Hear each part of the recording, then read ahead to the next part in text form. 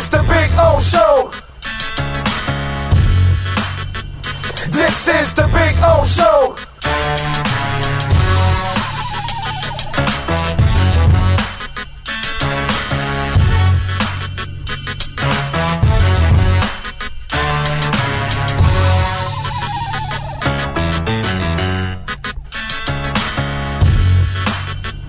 This is the Big O Show.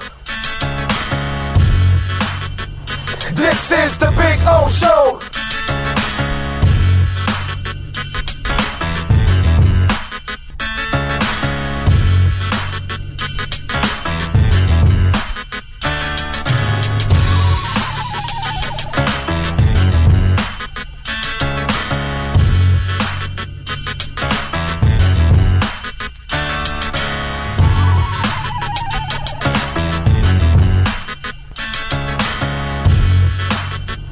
This is the Big O Show. This is the Big O Show. This is the Big O Show. This.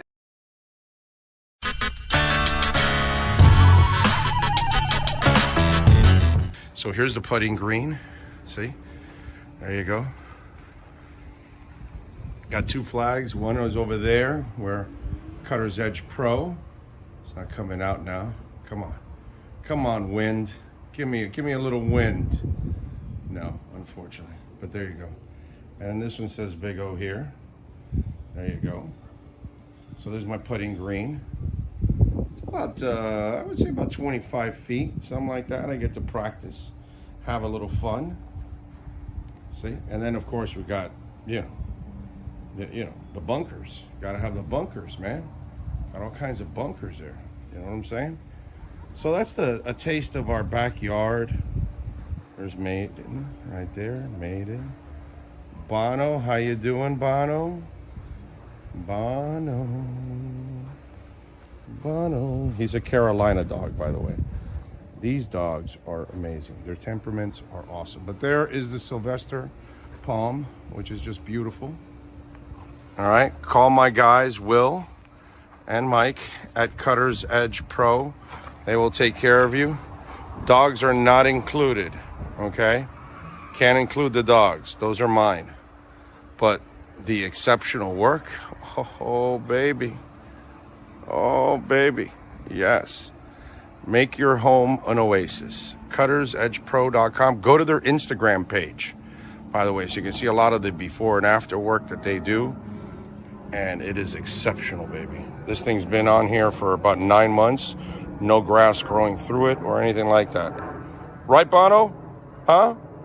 Bono!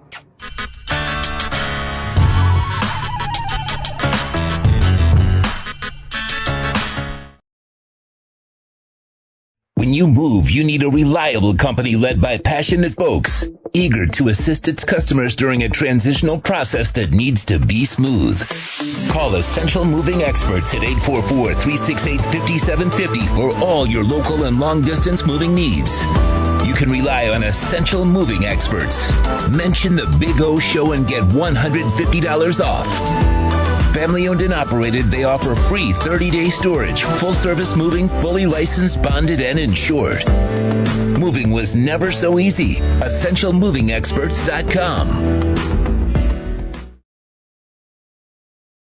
There's no need to drive around South Florida wasting valuable time looking for a new or certified pre-owned Acura. Go to the #1 volume sales dealership in the Southeast United States. Craig Zinn's Acura of Pembroke Pines. Purchase with pace and space in a dealership tailored to your needs. From home buying to providing that personal touch. Contact the 2020 Satisfaction Award winner Craig Zinn's Acura of Pembroke Pines. 888-776-5123. That's 888-776-5123. Or visit them at 15601 Pines Boulevard in Pembroke Pines.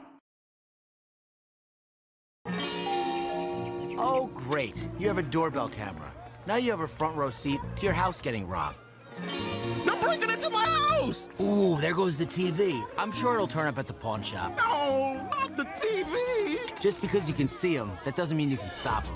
With Slogans, you get 24-hour monitoring, a free home security system, and professional installation. Plus, free doorbell camera, one that'll actually work for you. Get out of my house! Get out of the house! Call 1-800-ALARM-ME. For over 16 years, EJDconstruction.com has provided South Florida residents quality craftsmanship, accurate project management, and exceptional service. That's why EJDconstruction.com is an A-rated member of Angie's List and the Better Business Bureau. When you're looking for the right custom home builder for additions or home remodeling, please call my friend Eric at 305-433-4843. That's 305-433-4843 for EJDconstruction.com. With more than 62 years of litigation experience handling insurance disputes, Welton Rayom is committed to resolving even the toughest insurance claims quickly. At Welton Rayom, they don't get paid unless you win. They handle complex personal injury claims caused by the fault of another in both state and federal courts. They handle auto, trucking, motorcycle, slip and fall, and bicycle accidents. Call 954-966-4646. That's 954-966-4646. Welton Rayom can help.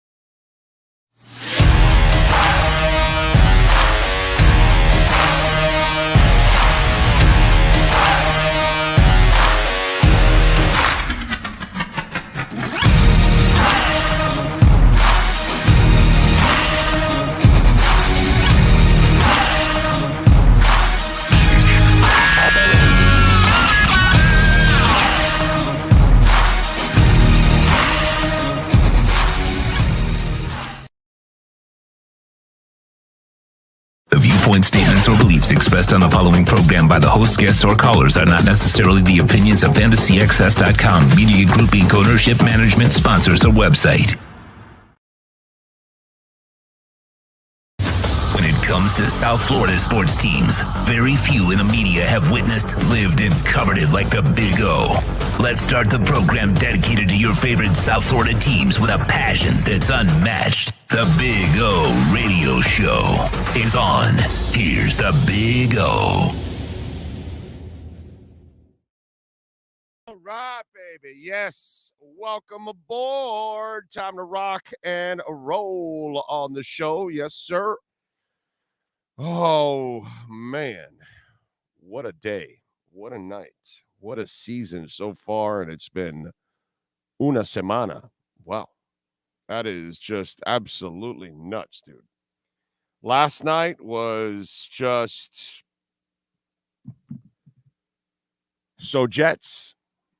That's what it was. You know, I don't wish injury on anybody, dude. Not even a Jet player, not a Patriot player, and not a Bills player. Three teams that I despise, cannot stand, never want them to win a damn game ever. Okay? In fact, I was so silly yesterday, I was actually rooting for a tie, which was stupid. Best thing that happened to the Dolphins yesterday was actually Buffalo losing because the Jet season is over and them winning means nothing. The Bills losing a divisional game was the best thing actually for Miami. But I was so stupid, I was actually going for a tie just to kind of frustrate the whole situation. But yesterday was just, God, dude, bad. Now, not for nothing, somebody was calling him Calf Rodgers here on the show. Somebody was telling you how bad that offensive line was and that they put a 40-year-old man. Think about Think about the Jets front office. I tweeted this out yesterday. All right, guys, we're going to build a terrible offensive line in front of a 40-year-old man. When the game's about to start, I turn to my wife and I say, this is going to be very interesting watching Aaron Rodgers run for his life behind a bad offensive line. By the way, Sean, have I not said, like, in the last 2 weeks here, be careful if the Dolphins don't have the best offensive line in the AFC East? Have I not said that? Have you looked so far? After all your concerns about the line, and you should have concerns because every team has concerns, but the concerns are bigger in the other teams in the division. Okay? Dolphins may have the best offensive line in the division. That's crazy, dude, to think about that. But the one thing we told you constantly here on the show, and you can go look at it, it's all on video. That's why I called him Calf Rodgers of the 21st century. He already had a bad leg as it is. He's 40 years old, and he's playing behind the worst line in the division. It's one of the worst lines in the NFL, but I know for sure the Jets line was the worst line in the division. And from the snap, the guy was under pressure. Right there. And then you see the Achilles, because yesterday when they said it was an ankle, I looked at the video and then I tweeted out, and then it started really, like everybody was talking about it being more of an Achilles. And look at that, dude. Look at that ball on the back of his ankle. Right there. That's the Achilles rolling up, dude. That's the Achilles tearing and rolling up. Marino played without an Achilles his final, 6, 7, 8 years or whatever the hell it was. He had that boot that he would play with to offset that. He didn't even repair his Achilles and played without it. He can't do that. That's why when they said questionable for return, I'm like, okay, a 40-year-old man with a bad ankle is going to return on a bad offensive line. Come on, man. What do you think? I'm stupid? And then when I was looking at the highlight and I saw that ball back there, I said, this guy's done for the year. That's the Achilles rolling up right there. So it ruptures, it breaks, and it rolls up your ankle. And that's exactly what ended up happening. And I'll give him credit for this. I'll say this. Because everybody that tells me about Achilles injuries, like they're painful, like it feels like your foot is on fire, like they shot you, and he popped that Achilles and he acted pretty calm and cool, overall. But obviously, once he saw he couldn't put, his foot and lean on it, it was over. But to me, the stupidity of the Jets is the funny part about all of this. It's the hilarious part about all of this.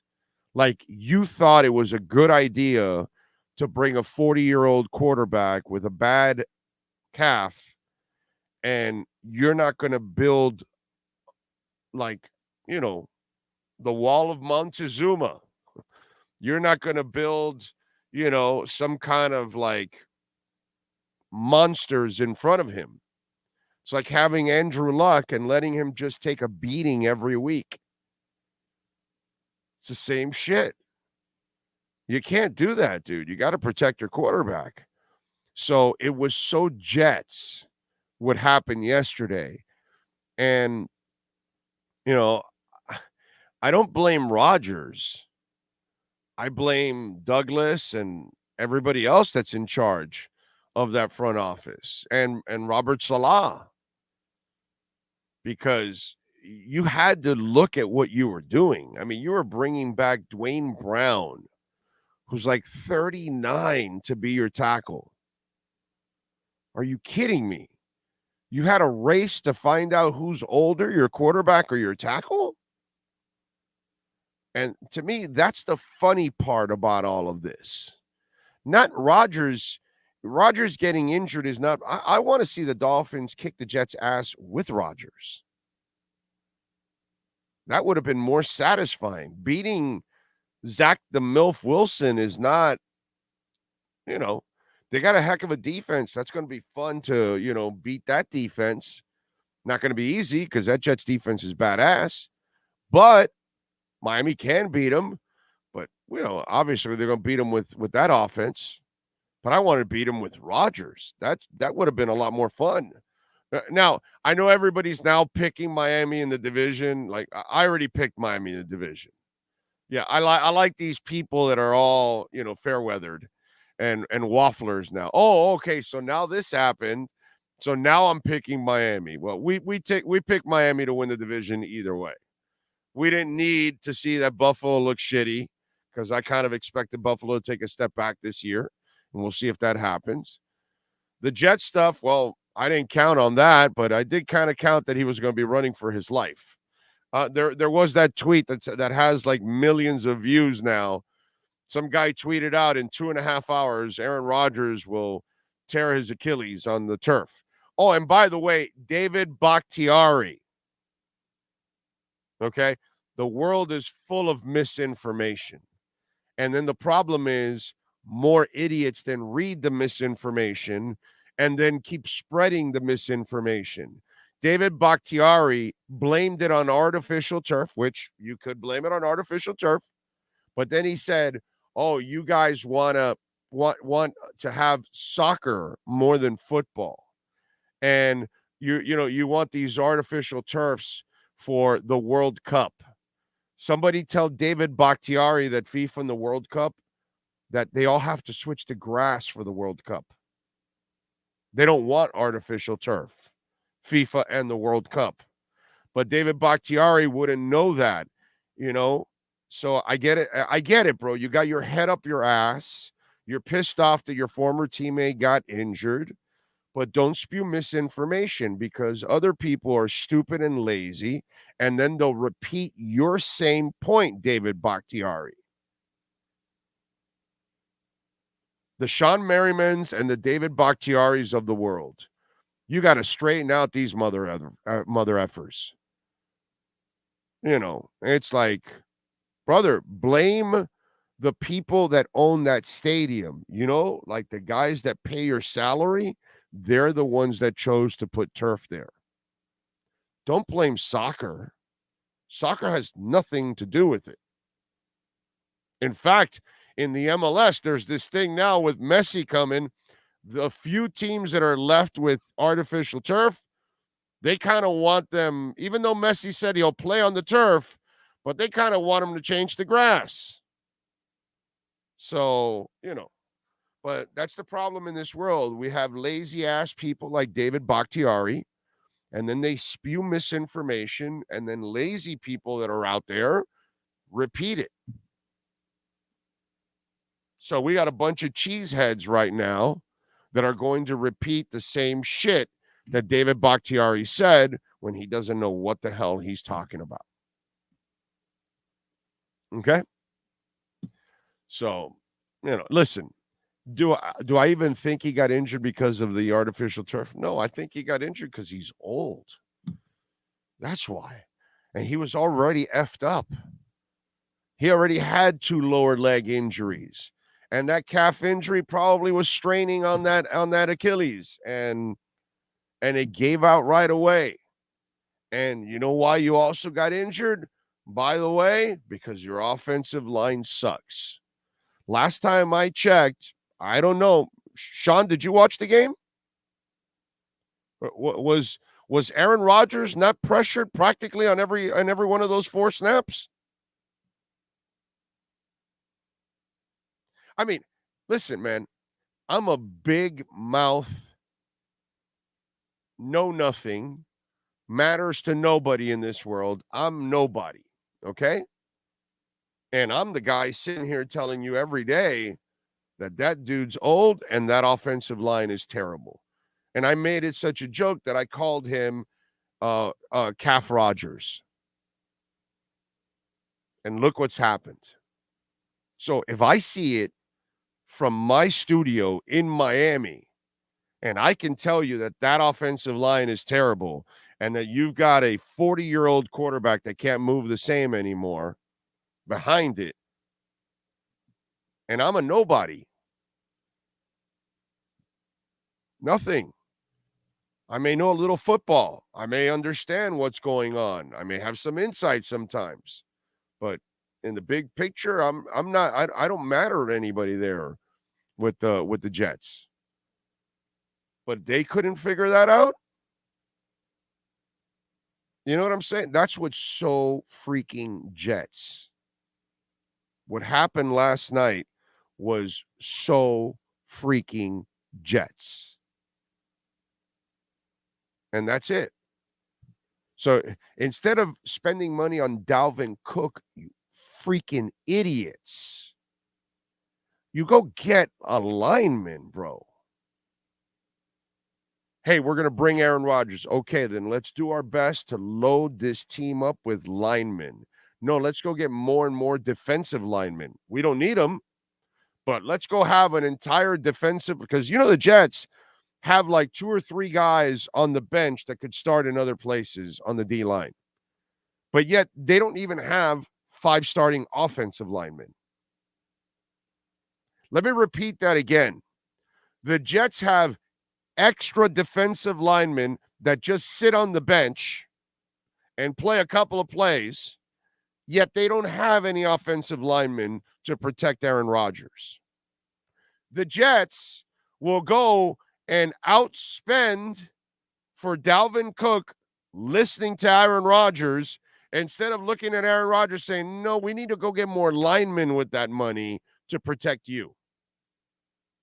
So, Jets. That's the part that's funny. That's the part that's hilarious. The incredible stupidity of the New York Jets. That's what makes it so Jets. It's not funny watching Aaron Rodgers get injured. It's not. I laugh at the whole situation because it's so Jets. You could have avoided this. Not that I give a shit. That's your problem, Jets. You want to do that? You go ahead.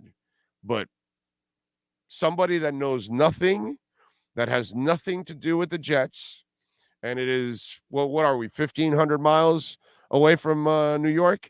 1,500 miles away, said that offensive line is protecting a 40-year-old man that has a bad calf and can't move around anymore. That's interesting. So Jets. I mean, it really is. New York Sports Radio this AM, Jets fan base asking, where is Mike White? Mike White's not going to save your season. But if you want to give us a first rounder, we'll give them to you. I did not see Dalvin Cook too many times. Hey, Pablo. Hey, they're paying Dalvin Cook $8.6 million to have the best seat in the house to watch Breece Hall. Okay, he did run a few times. Had some success, and then he had no success. A couple other times. It's just, but I give Dalvin Cook a lot of credit. I mean, how many of you are paid $8.6 million to sit back and have a great seat to watch football? Now, he's got to watch Jet football, you know, so we talk about the Dalvin Cook situation. Well, Dalvin, you got your money, buddy. You wanted your money. You wanted the greed. You wanted to go Gordon Gekko. You wanted to go Wall Street because greed is good. Now you get to sit all year and watch Breece Hall and no quarterback, and you go nowhere. And you won't hit any incentives, okay? You won't have a great year. You'll add another year on your body. And next year, you still won't get any money, and you'll end up signing for less money than you signed this year. So be prepared, Dalvin Cook, because you probably should have taken the lesser deal and come to Miami. Because you could have had fun. You could have played a little bit. You could have been part of a great offense, the best team in the division, a chance to win a Super Bowl. Now you're going to be in the toilet bowl because the Jets and the Giants pretty much are two teams that are just going to go round and round on the ring of that toilet as they just go down and down and they get flushed. So, Dalvin, you got your money, buddy. You got your 8.6.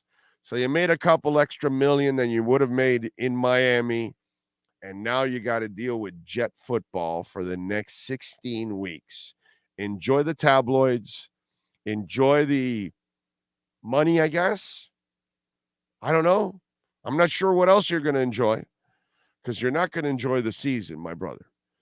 But, hey, listen, you got to – at least you can tell Breece Hall, nice job, young man. Good run. Breece Hall said after the game, I just needed a couple runs so I can just, show that I'm that dude. So, Dalvin Cook, you're that dude that gets to watch the dude. Enjoy it, baby. Enjoy it, Dalvin Cook. You made your bed. You lying in it now. Poor guy held the American flag longer than the football. That was his highlights right there. That was the 2023 Aaron Rodgers highlights, running with the American flag onto the field.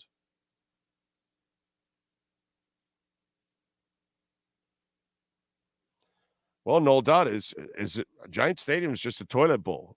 I mean, Daniel Jones and Zach Wilson are your quarterbacks. That is a toilet bowl right there. That's a toilet bowl of football. Holy crap. Let's see. Big O, happy Dolphin season. Tell us the secret you gave Nature Bee Edge energy drink to Tua last Sunday. He just brings the edge, baby. Tua is the edge. Like I told you guys yesterday, toughest. Mentally, he's the toughest player in the NFL. Tua Tagovailoa, and it's not even close. Okay, by miles, he is the most mentally tough human being in the NFL. Nobody takes more heat than that guy, or has taken more heat than that guy in the last 2 years. Nobody has heard more shit being talked about him and being doubted than that guy. And all he does is shut people up, dude. He is amazing.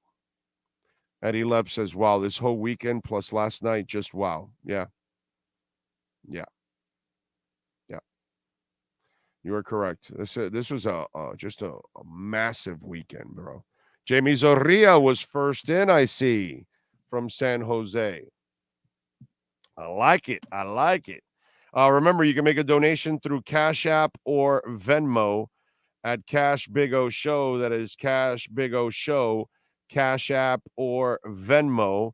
And on Venmo, Emilio Narvaez, I think is how it's pronounced, Narvaez. It says, support for the best Dolphins coverage in the world. I love your show. Even when you're hard on me in the comments, keep up the great work. Thank you, Emilio. Appreciate you. Un abrazo. Thank you, sir. Very nice of you. And remember, Cash App or Venmo, Cash Big O Show. That is Cash Big O Show is our address.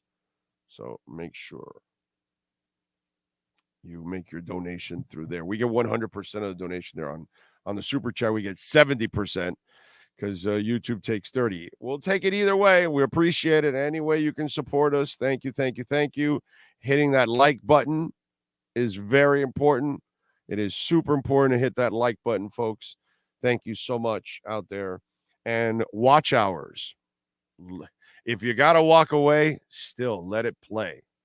Watch hours, very important on this channel. Very important. So if you can, just let it play for a little bit, even if you got to walk away from you're at work and you're watching us or something and you got to go do a meeting or go take a phone call. So turn down the volume, let it play. Just let it play. Let it play. It's a beautiful thing if you do that. Thank you. Thank you. By the way, Tua Tagovailoa is 4-0 against Bill Belichick. And slowly but surely, things have gotten better with Tua. And really, our problems were the rest of us, not me, because I was always on the Tua bandwagon, as you all know. But those of you that weren't on the Tua bandwagon, those of you that have hated on Chris Greer, all that kind of stuff. And in the end, all that is turning, right? And we're getting people that didn't believe in the Tua now believing in the Tua, all of that. And if you notice, since Chris Greer took over, things are getting better and better and better. No dysfunction. The coaching has settled down. He figured he got the wrong coach the first time, got the right coach the second time, found the starting quarterback. Everything's working and falling into place. The other thing that wasn't falling into place for us, but now has, is the New England Patriots. And Miami just would struggle with the New England Patriots, lose always on the road, and sometimes win here, give them trouble here at home, and win sometimes. Now, with Tua Tagovailoa, you are undefeated against the New England Patriots. He is 4-0 against Bill Belichick with a shitty coach and with a good coach. That's how good Tua is. Okay? But it gets better than that, ladies and gentlemen. When do you remember in recent years that the Dolphins go up to New England and they're favored by 2.5 points? So all of a sudden, Vegas is respecting the Dolphins, respecting them to a point. Remember, they went to the Chargers this week, a team that has no home field advantage ever. And they were a 3-point favorite, Los Angeles. Okay? And that because they have Herbert and all the hype and all that crap and all that. Boy, those Herbert people are really quiet, huh? God. Anyway, so you see that they weren't even favored on the road with the Chargers, who have no home field advantage. New England has a home field advantage. Miami is favored by 2.5. So not only have we gotten to a point where Tua owns Bill Belichick, it gets to a point now where Tua and company are favored by 2.5 on the road in New England. That is pretty freaking cool. Over and under is 47. The money line, Miami is favored minus 135. The money line for the Patriots is plus 114. You want to know what I'm thinking? I took the Dolphins plus the points last week. I'm taking the Dolphins. I'm going to give the 2.5, and I'm going to take the money line. I'm even going to give up the $35 because I think Miami is going to win. I really like it, and I just love how I'm feeling about the Miami Dolphins, how things are completely different, as a Dolphins fan. And I have felt this since Chris Greer took over, that they were headed in the right direction. But now I'm watching kind of like the Cristobal thing, right? In year 2, we're now watching. He changed some coaches because he didn't have the right coaches, and that happens. And then he changed a lot of the talent, and that helped out. And now you're watching the coaching and the talent completely change, and the results are changing. The way the play is changing. Same thing with the Dolphins. It's just getting better and better and better. Last year was all about injuries. I've repeated this 1,000 times over and over again. I don't care what anybody tells me. Okay? This team was a really good team last year. And Tua would have been in that MVP conversation, maybe even win the MVP if he stays healthy. That's the part that people want to leave out because they don't believe in Tua like I believe in Tua. They're all going to start believing in Tua now. If he stays healthy, then they'll start to believe that he can be that guy, but he's always been that guy. Health has been his issue. But he's that dude. That guy you saw with the money throws and all that kind of stuff, he's been that dude. You know what I'm saying? So to me, that's the beauty of all of this. This is why everything is changing and going in the other direction. Problem is, when you suck for 20 years, Canes or Dolphins, to convince people it's not easy. You know what I'm saying? And that's why, example again, and I'm sure it'll get back to Poupart. He'll get all frustrated with it. I don't care.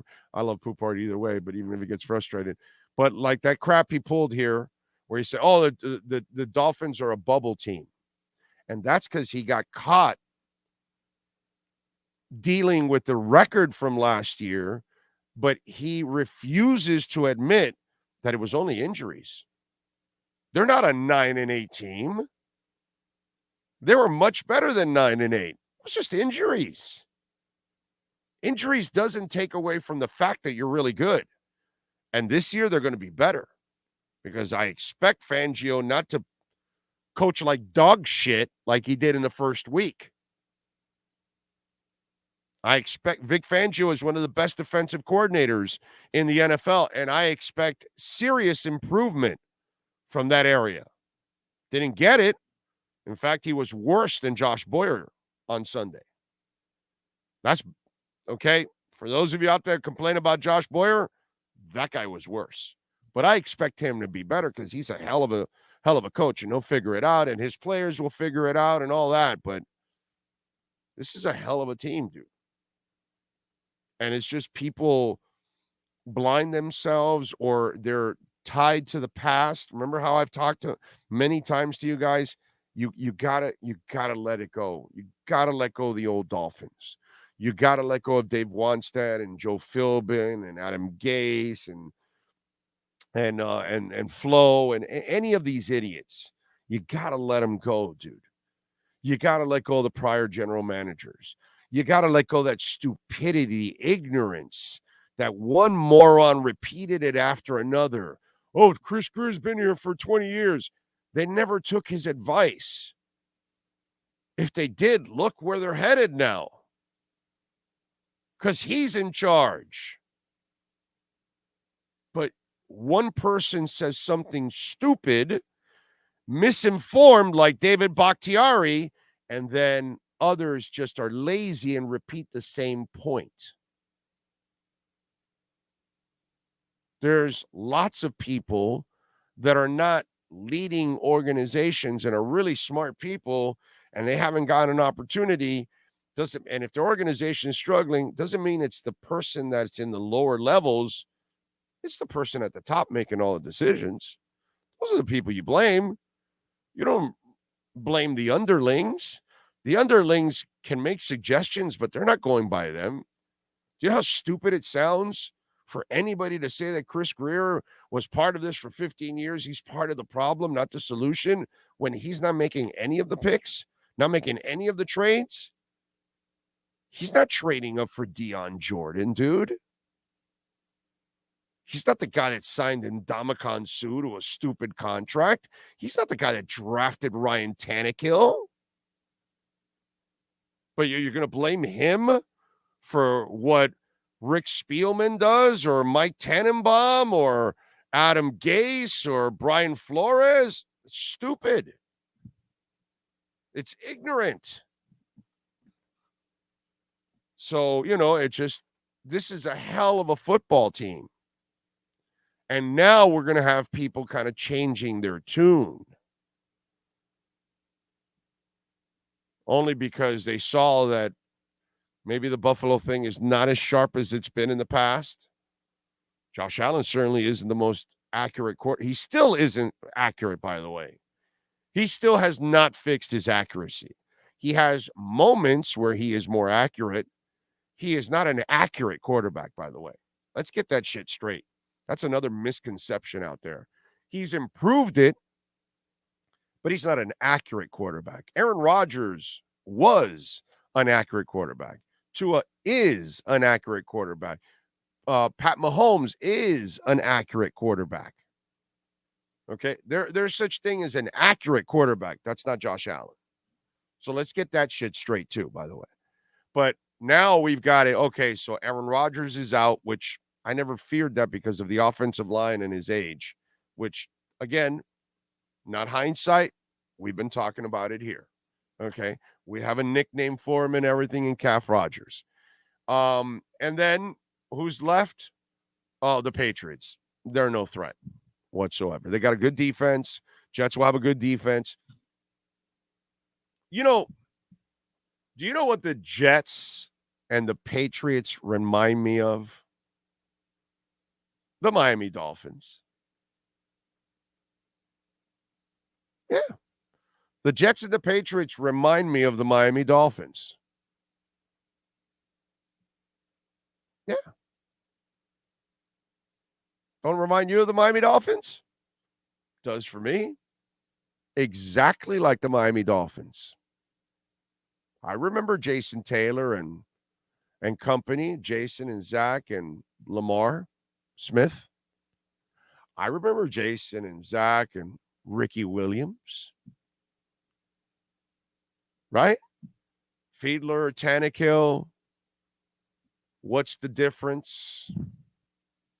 You're not going anywhere. They're not elite quarterbacks. They're not franchise guys. You got a defense. Yeah, they're gonna fight hard. I've seen that story before. The Jets. Oh, well, my guys. Well, Robert Salas talked about how our guys fought all hard last year. Is that good, bro? Yeah, and they didn't point fingers. Knock yourselves out, bro. I've seen that story before. That never pays off. That team that has the gritty defense, the running game, and then they need everything to fall into place, like a punt return in overtime in order to win a game. Like the miracle in Miami. When you don't have a quarterback, that's the kind of shit that needs to happen in order for you to win. I've seen the Jets. I've seen the Patriots before. I know what Mac Jones is. I've watched him in Ryan Tannehill. You know what I'm saying? I've seen Zach Wilson. I get it. I've seen Jay Fiedler and Ryan Tannehill and, whatever you want, any of those other quarterbacks in the last 20 years that you've had here. And the Dolphins had that deep defense, and you're hoping Randy Starks and all these guys, get it done, Jeremiah and all that. I've seen that story before. No thanks. No thanks. I've watched that movie, that rerun. Not what's happening rerun, the rerun of the Jets and the Patriots. The gritty defense, Ramondre Stevenson. The gritty defense, Breece Hall. No QB. You're not going anywhere. I've been there. I've done it as a Dolphins fan. I've watched Jason Taylor and Zach Thomas and Tim Bowens kill themselves and Lamar running hard and Ricky running hard and no quarterback to make a difference. I've seen that story before. I've watched that movie. I've bought the tickets. I've had the popcorn. I've sat at the edge of my seat for every stinking game, hoping that this or that falls into place. Hoping that, what's his name? Xavier Gibson gets a lucky return at the end of a game, or the miracle of Miami, or whatever crap that we come up with, because that's what we've done in years past. Those are our memories. Gronk trying to make a tackle on a special teams play. Yeah, wow, those are the moments. That's what I'm watching now with the Jets without Rodgers and what they have when Mac Jones with the Patriots. I've seen that story. I've seen that movie. And thank the Lord, the current Dolphins aren't going by that script. All right, let's rock and roll. Time to unleash the Wolf Pack. We unleash the Wolf Pack. as we get the latest in the NFL and the Miami Dolphins with our KSDT CPA Pro Football Report with NFL Network insider Cameron Wolfe. KSDT is one of South Florida's largest and one of the country's fastest growing accounting firms. KSDT CPA is a full-service firm that also excels in crypto. Visit them at ksdtcpa.com or call 305-670-3370. Here's NFL insider Cameron Wolfe. There he is, locked and loaded and ready to go. And by the way, folks, we got over 500 people on the chat board right now. We got 141 likes. Come on, man. Yeah, no platform works harder for you guys to cover your sports teams in South Florida than we do. So please, we ask you, hit the hell out of that like button and get the algorithms going. How you feeling, my man? You feeling good? Is your Achilles intact as you were coming to the studio? You're fine? You're good? I think so. I think my Achilles is attached. I think it is. Not all of us have our Achilles. My nickname. You know what my nickname was for him on the show, right? No. Calf Rodgers. Interesting. Calf because I've been slamming them for the last couple of weeks. I think I might have said it even in one of your interviews here. Okay. Look out if the Dolphins don't have the best offensive line in the AFC East. You did. I've been saying that for the last 2 weeks. You did. And then one of the other things that I told people is they put a 40-year-old quarterback behind the worst offensive line in football, or maybe one of the 3 or 4 worst. And you and I talked about this also. I remember you were even pointing out how Dwayne Brown is like 107 years old. Yeah. And it was a race between who's older, Aaron Rodgers or Dwayne Brown. Right. And Dwayne Brown didn't do anything in camp. Like he's been injured all of camp, and he just shows up week 1, and you're like, he's going to be fine because he's played left tackle before. I don't know. And so what did we get? Like 5 minutes? We got 5 minutes of the Aaron Rodgers Jets. By the way, he ran for his life on every down. Yeah. And so he ran for his life, which is exactly what I predicted. Okay. I said it. I didn't predict like that guy in the tweet that's been watched. You saw that tweet that was out there, right? Yep. Aaron Rodgers will blow out his Achilles in 2.5 hours. I didn't go that far, but I kind of said this is a disaster in the making of a 40-year-old with a bad calf. That's why I call him Calf Rodgers of the 21st century, because I grew up with Buck Rodgers of the 25th century. That was a TV show back in the day. And so then I spun it around for Calf Rodgers. So that was my thing. And to me, Cam, when I'm watching that last night, I'm like, dude, I'm a schmuck. I'm sitting here 1,500 miles away, and I saw that you put together a terrible line in front of a 40-year-old quarterback. Yeah. And it reminds me of the Colts. You get a generational quarterback, bro, and you don't protect him. Right. And he has to retire because he says, injury, pain, rehab, and I got to get out of here. And I don't blame him, by the way. And so to me, that's what was so Jets. It's not funny watching Aaron Rodgers get injured, but what is funny is thinking that what you put together was going to work, dude. Yeah. So what was interesting to me is you look at the Jets. You were right about this. First of all, offensive line. We both talked about this. My big issue with the Jets' love was not that Aaron Rodgers wouldn't be good. I thought Aaron Rodgers would be good. And I know their defense is elite. And we saw that last night. They won with Zach Wilson, made Josh Allen turn the ball over every time he threw the ball. But the issue I had was the offensive line. I'm like, you got to keep the quarterback upright. And you got to protect for the running game. And that's why I didn't pick the Jets as a division winner. I picked them third for the division, unlike a lot of folks who thought they would win it, right? But what frustrated me is like there were simple things that I feel like that could have saved Aaron Rodgers. And I don't want to blame anybody. But like if you watch the plays early on, they're doing cut blocks with their big offensive linemen, try to get the ball out quickly with Aaron Rodgers. That's not his game. He's always extended plays. He's always moved around, been kind of Houdini. That's his game. And you've got 2 big tackles, Mekhi Becton, who's 360 pounds, Dwayne Brown, who's 38 and 330 pounds. You're telling them to get on the ground and cut defensive linemen. to give Aaron Rodgers time. Well, they either fail, which they did on the play he got hurt, or Aaron decides even after the cut block, I want to extend the play, and then it fails because of that. And so to me, that was poor coaching because it doesn't fit his skill set in that respect. And so, not saying that's why he got hurt, but that was an issue that bothered me. And now the Jets' Super Bowl hopes are over. I just can't really see, everybody's going to say about who they're going to try to trade for or sign. There's no quarterback players on the market. Like, is that me? Is that you? Okay. There's no quarterback saving players on the market. The Tom Brady pipe dream is just a pipe dream. Carson Wentz. Oh God, please bring Tom Brady back. Please bring Tom Brady back behind that offensive line. Please bring him back. The Statue of Liberty has more movement than Tom Brady right now. The Statue of Liberty would have more mobility behind that line. Please bring Tom Brady back. If Tom Brady wants to rehab injuries now at this age, come back, bro. Come back, because Jalen Phillips will break you in half. If Tom Brady sees anything, that's not the team I'm coming back for. Right. I ain't playing behind those guys. I mean, common sense, dude.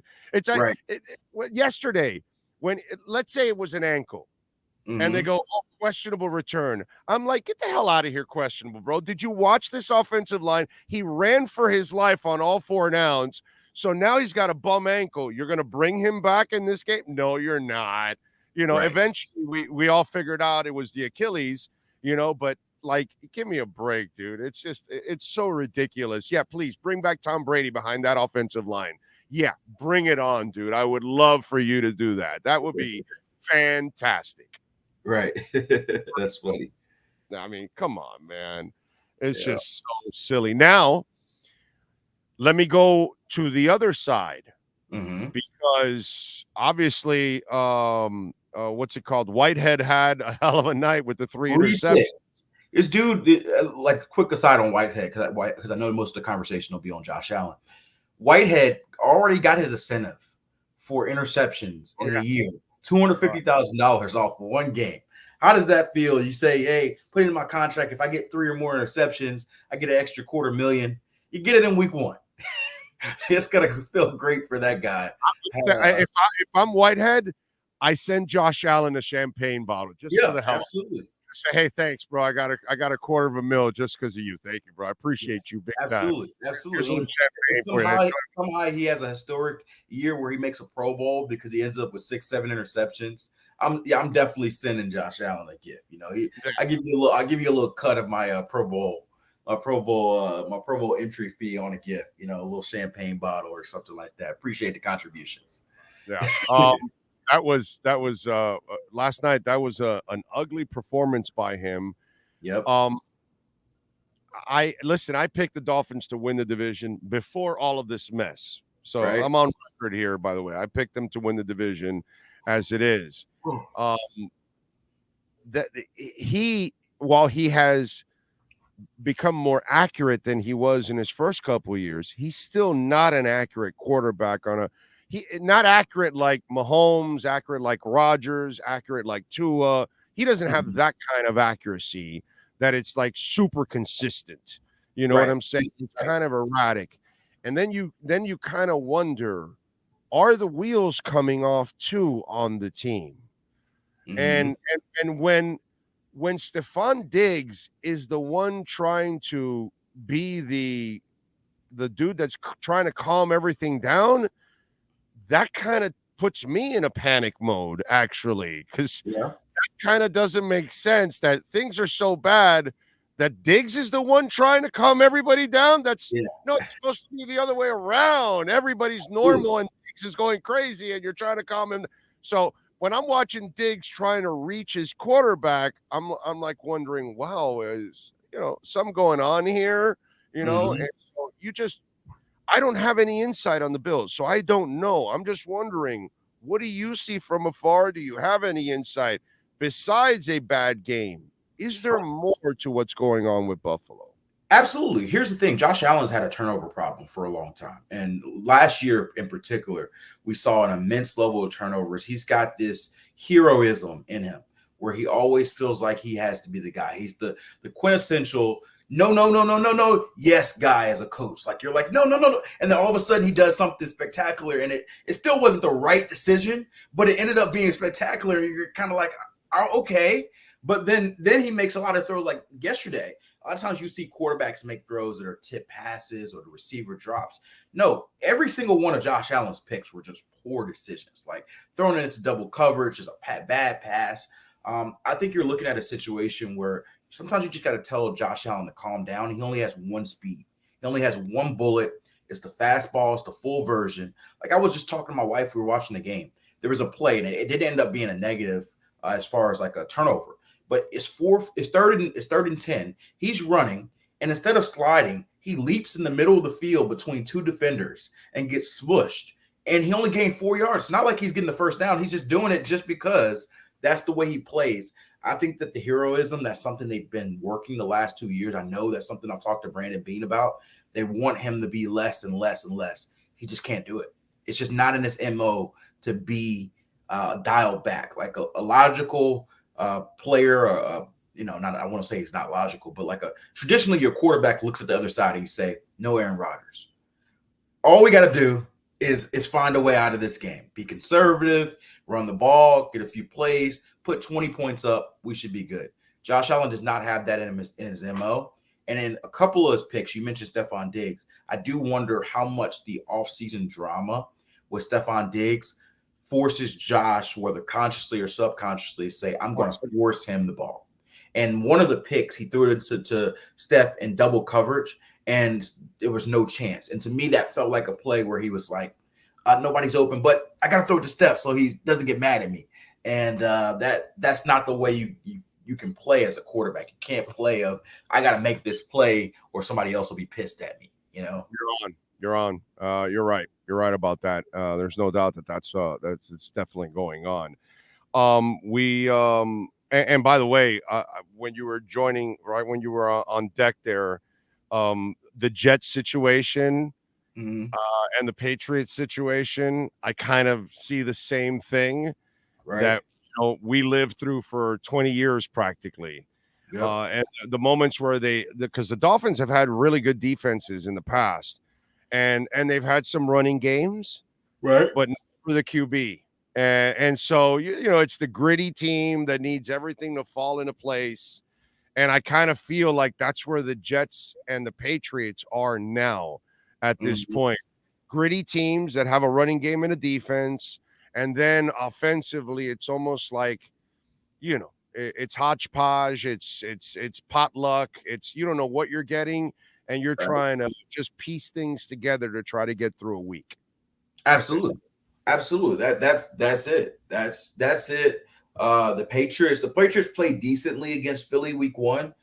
Their offense did look improved, but I still have questions about them long term with that offensive group. They didn't run the ball well, and it still feels like there's not a go-to guy, although Kendrick Bourne played well. So this division, I mean, I picked them already, but this division is looking like it's set up for the Dolphins to win. Like the Bills are not done. The Bills are gonna improve. They're gonna be in this thing. Miami's caught them. Miami's coming. And so if you look at what happened week 1, it's hard not to say that Miami shouldn't be considered the favorite of this division, or at least the co-favorite of this division, based on what you said. They played them as tough as you can possibly play them, completely injury riddled last year in the playoffs. Right. With everything on the line, the Bills barely beat them. Right. So now that the Dolphins are fully healthy, and again, it's really, to me, is what I keep telling the Dolphin Nation. Last year was all about injuries. Right. That was a hell of a team that suffered injuries. If it wasn't for the injuries, they might have made some noise in the playoffs. Right. And so you stay healthy. We're seeing what they could be now. They can make some noise. That defense can't be any worse than it was this week. They've got to get better from here on out, bro. Come on, man. Absolutely. Absolutely. And you saw it at the last drive. You saw a hint of it. And I know they don't want to make excuses, but the reality is you got to adjust to Vic Fangio defense.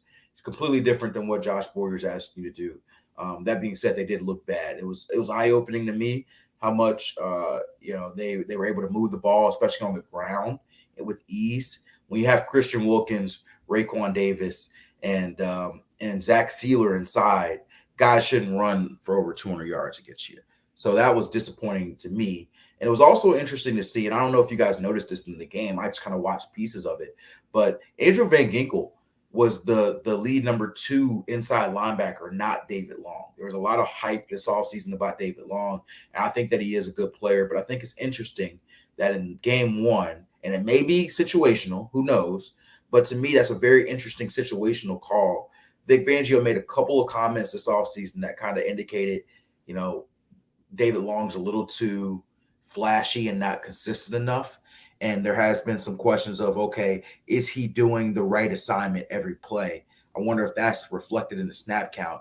And then you got to wonder, is David Long not going to be a starter or not going to be a major player in this defense? Is it going to be Andrew Van Ginkel next to Jerome Baker? That would be a surprise given what we saw in camp. But, that's what we saw in week 1. Yeah. Yeah, no, and I'm an AVG fan, so I'm glad to see him get playing time, because I just think he has a knack for the football. But hey, listen, and they activated Cameron Good too in that game also. Yeah, so absolutely. That also kind of tells you a little bit there that he's not settled in yet on that linebacking situation. But the middle of that defense, whether it's the tackles or the linebackers, they just did not do a good job, against the run. The Tua effect. Mm-hmm. So we've seen the Tua effect in many different ways. Mm-hmm. Here's a new one for the Tua effect. Yep. Okay, because we never really had a quarterback that was like undefeated against Belichick. Right. Well, now we have a quarterback that's undefeated against Belichick. And now we have a quarterback that is favored on the road in New England. Mm-hmm. We're not used to seeing that. No. The Dolphins favored by 2.5 and favored on the money line -135. So Vegas has them winning outright and laying 2.5 points. Mm-hmm. Baby, how about that? That is interesting. That is very interesting. I think that's respect. That's respect. You saw how they played. And here's the thing that I always try to tell people, particularly about Tua in this offense. And it's so weird because I understand why, but every time we talk about this Dolphins team, and particularly Tua, it's surrounding his injury history. And it's always with the caveat of, if he doesn't get hurt, he could do this. If they can stay healthy, they can do this. If you just remove the health from the situation, I know it's hard to do because that's a big question for him. But it's a question for every quarterback. We just saw Aaron Rodgers get hurt, So, not like any other quarterbacks aren't prone to this. Tua's playing, and over the last, I'd say, since week 1 of last year, Tua's played like one of the best quarterbacks in football. Oh, God, yes. I don't think that he gets considered that enough on the landscape because of all the injury stuff. But when you just line them up, one of the 5 best quarterbacks. Yes, that's what I mean. Yes, one of the league. Yes, maybe absolutely. 3. Yeah, okay. Absolutely. Like obviously Pat is Pat. Jalen played tremendously last year, right? There's some guys up there. Joe Burrow played pretty well. Passing wise, yeah. Tua was better efficiently and all that than Jalen Hurts. Absolutely. Let the NFL and QB rating. I'm just talking about the ability to lead your team to rally the whole package. Jalen Hurts, when you balance out the run and the pass, brings you probably a little bit more of last year. But Tua, his control of this offense, the perfect gelling of Mike McDaniel with him. I just think that this is a team that the defenses are afraid to play. Like they think they see the Dolphins. And I know last year there was a little bit of trash talk or, Tua's going to do this too. I don't think there's defensive players saying that anymore. I think defensive players, when they see the Dolphins on the schedule, they're going to say, oh, crap. We got to defend Tyreek and Jalen. We got to figure out Tua places these balls in places where we could be really good coverage, and he's just better. And that makes them really dangerous. And if they can get this run game going, and I saw spurts of it with Raheem, although I do want them to lean on it a little bit more, then this offense is going to be very hard to stop. And I got to give you credit, though. I got to give you credit. And I tweeted about this. The biggest surprise to me, and you are not surprised because you called it, the offensive line, and Kendall Lamb, Austin Jackson too. But you mentioned that you had a funny feeling that Kendall Lamb would shut down Khalil Mack. And not only did Kendall Lamb shut down Khalil Mack, Joey Bosa had Austin Jackson and Joey Bosa. Neither of those guys had a single sack.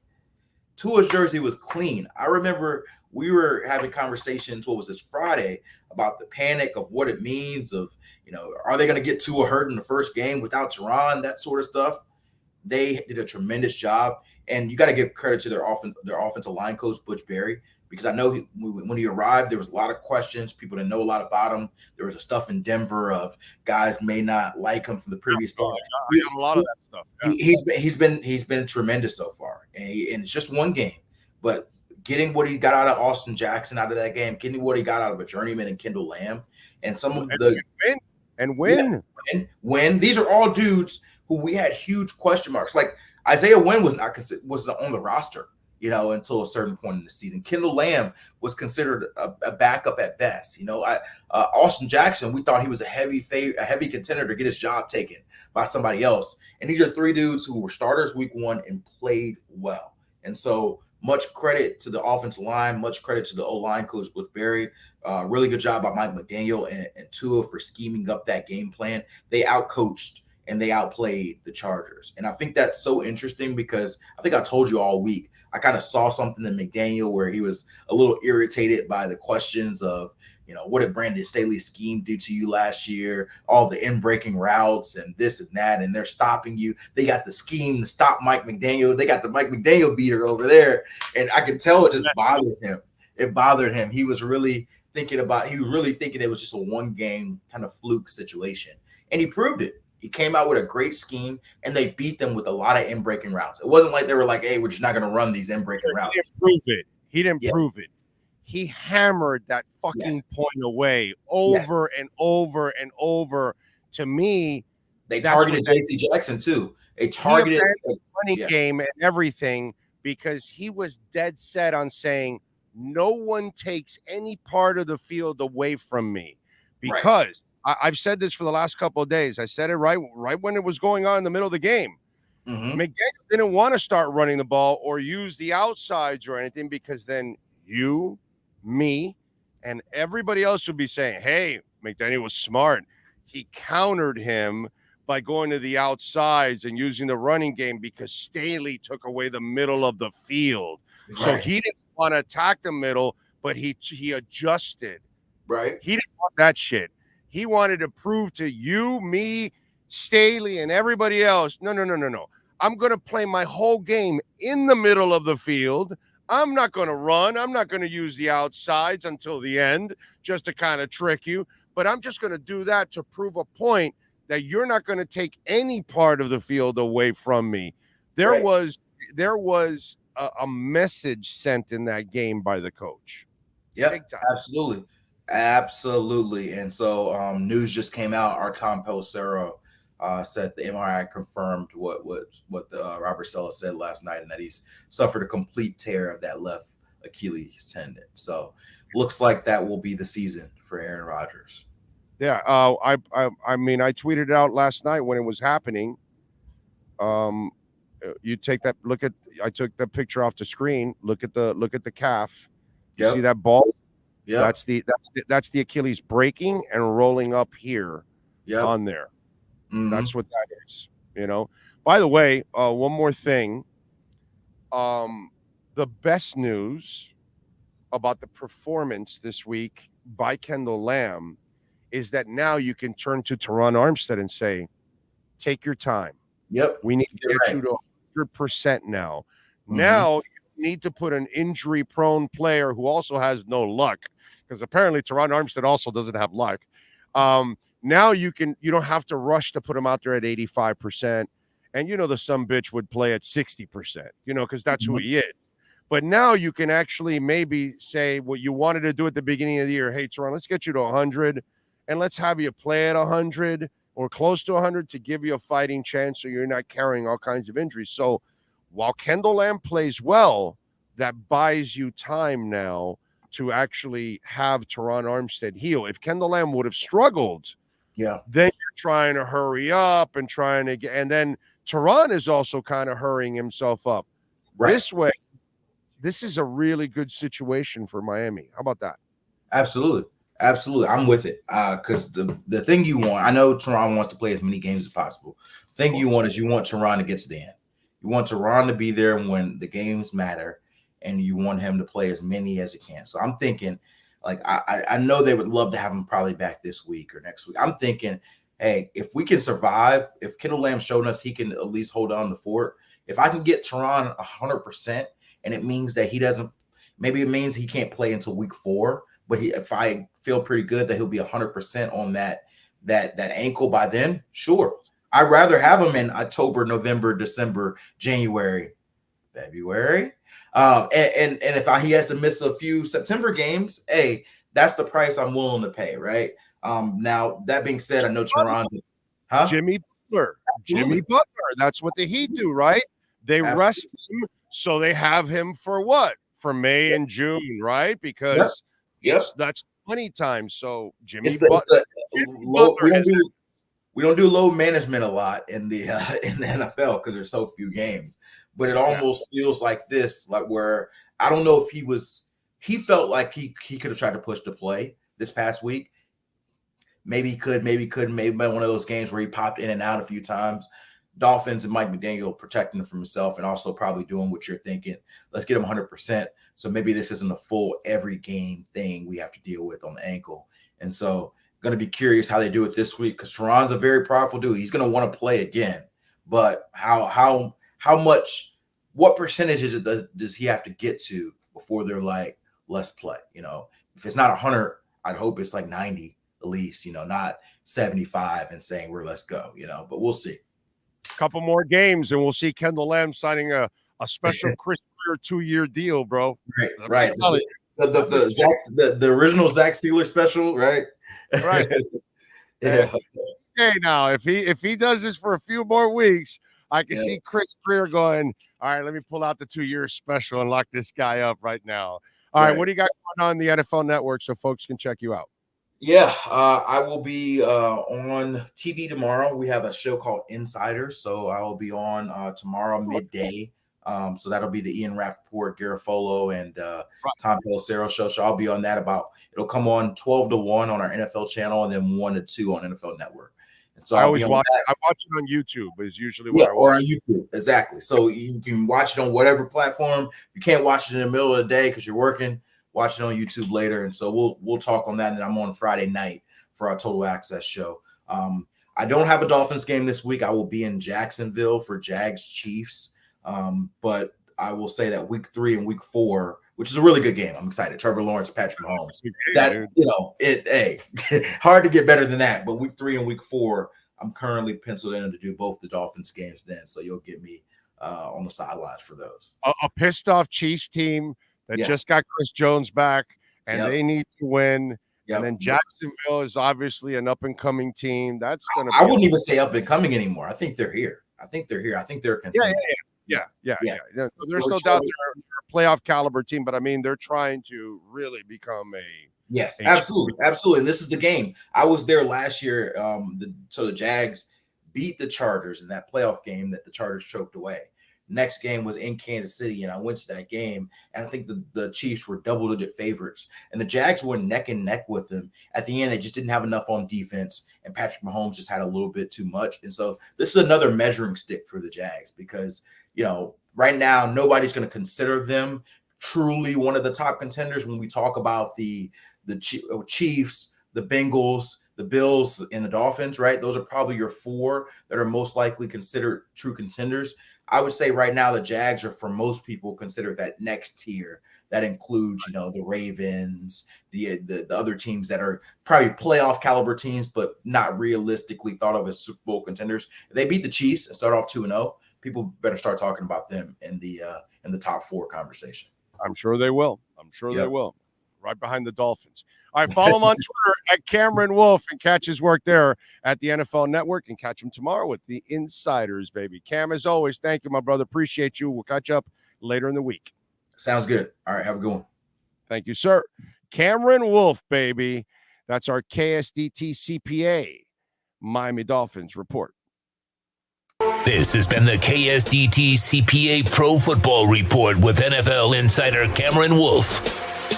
KSDT is recognized by Forbes as one of the top tax accounting firms for 2022. KSDT CPA is a full-service firm that also excels in crypto. Visit them at ksdtcpa.com or call 305-670-3370.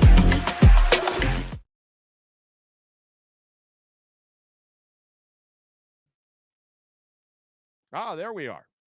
We're back. We're back, Jack. Hour number 2 of the program.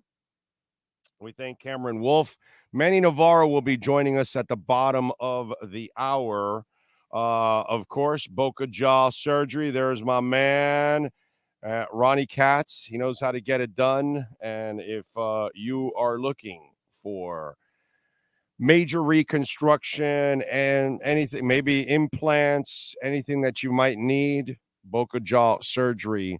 My guy Ronnie Katz is absolutely an absolute stud. Go to bocajawsurgery.com. Tell them that Big O sent you. I promise you that they will take care of you at Boca Jaw Surgery. All right, what else do we have to talk about? So it is official that Aaron Rodgers has suffered a complete tear of the Achilles. He is done. His career should be done, by the way. Right? I mean, let's be honest now. He's a 40-year-old man. You're the New York Jets. You don't have a quarterback. I get it. You already did something incredibly stupid this year as the New York Jets. And again, you are the New York Jets, so you're supposed to do incredibly stupid things. It's part of your DNA to do stupid things. So you already brought in an old quarterback, and then you put a terrible offensive line with old linemen on it too. You remember when the Dolphins used to do stuff like that and sign a whole bunch of old guys, and then they would break down? Anyway. So what are you going to do with Aaron Rodgers now? Because an Achilles surgery is about a year. So do you try to bring him back again next year? That would be incredibly stupid. Now, the Jets are stupid. They are known for being stupid. So maybe they'll do that because they're so desperate. I get it. It's a super desperate league for quarterbacks. Obviously, if Zach the MILF Wilson goes out there and somehow plays well, which I don't expect that to happen, just watching him yesterday, God, it looks so remedial. He doesn't even look like he's even close to getting it, put it that way, to even understanding what he needs to do out there. I mean, that's the only way they say, oh, well, we can't bring him back because, hey, Zach Wilson's performing. But if you're the Jets, would they be that stupid to bring him back? I mean, if you guys want to do it, go ahead and knock yourselves out. I didn't fear the Jets. I picked them in 3rd place. Now they're probably going to be in 4th. I think I picked them to win 9 games because I expected them to struggle with that line and the quarterback being old. I didn't think he would get knocked out right away, but he was running for his life. You know, I see the Jets curse continues, dude 67, you put it out, but I got to also just lay a whole world of stupidity on their ass too, man. Because it's just dumb. And what's Aaron Rodgers going to do? Is he going to rehab to come back to try to play again? I have a hard time believing that. I mean, the money was easy. He got, what, $30 million for doing nothing? 4 snaps? His highlight is running through the field with a flag. That's it. That was the highlight of his Jets career. The memories. By the way, the jokes were rolling in, baby. Absolutely rolling in. Yeah, baby. Gone in 60 seconds. It's Aaron Rodgers right there. It's pretty funny, I got to say. That one's pretty funny. What was the other one I saw? Oh, yes. Yes. This is another one that I saw last night. I took a picture of it off the screen. So here's the owner, Woody Johnson. Okay. This is an old fart. Can you find out the age of Woody Johnson for me there, Sean? I want to say he is probably in his 60s. Woody Johnson, right? Even if he was in his 40s, which he's not, he's older than that. It's probably 50s or 60s. And he's wearing a fat ass chain. I guess that's the Cuban link. And a Woody, I don't know what do you pendant or whatever that's called, or I don't know what that is called, but it's just a big ass thing that the kids wear. You know, the youngins like to wear that kind of stuff, and it looks shitty on them too. By the way, it looks stupid on them. Just so you'll know, any of you guys out there that wear chains with that big old crap hanging, a big old medallion hanging from it, you look like a horse's ass. I just want you to know. But I get it with the young guys and the rappers and all that kind of crap and the bling and have some fun with it. Whatever, dude. Old farts wearing that. Come on, man. What, somebody give it to him? Or did he actually buy it himself? I mean, just for that alone, you don't deserve to win a game as an owner. Just for that alone, your team should never, ever go to the playoffs. You should have misery for the rest of your life. The fact that you would buy a Woody chain with diamonds, what the hell do you think you are? Some kind of rapper or something, bro? How old is this sorry ass, Sean? 76. 76 years old. And that old fart is wearing that shit. That's just ridiculous. That's all I can tell you. Cash App or Venmo at Cash Big O Show. You can make a donation through Cash App or Venmo. Cash Big O Show. You can also send in, I think there's a super chat I did not answer. Where's that super chat? It's not on my chat. It's gone already because we have a lot of people on the chat board. Can you pull it up for me? Sorry, Christian. I appreciate you. Thank you, sir. Only 1 week, a small sample, but Buffalo does not scare me. Primetime Sunday night Pats. Let's go. Thank you for the daily content. Oh, ESPN us out of the market. Well, thank you, sir. Appreciate you. Oh, by the way, we got news. News for Sean, news for everybody else. And anybody living in Vegas? Well, actually, who's our Vegas guy? It's always on the chat board. Brian Carroll. I know my man in Vegas. Well, I spoke to Tommy at Tommy Rockers in Vegas.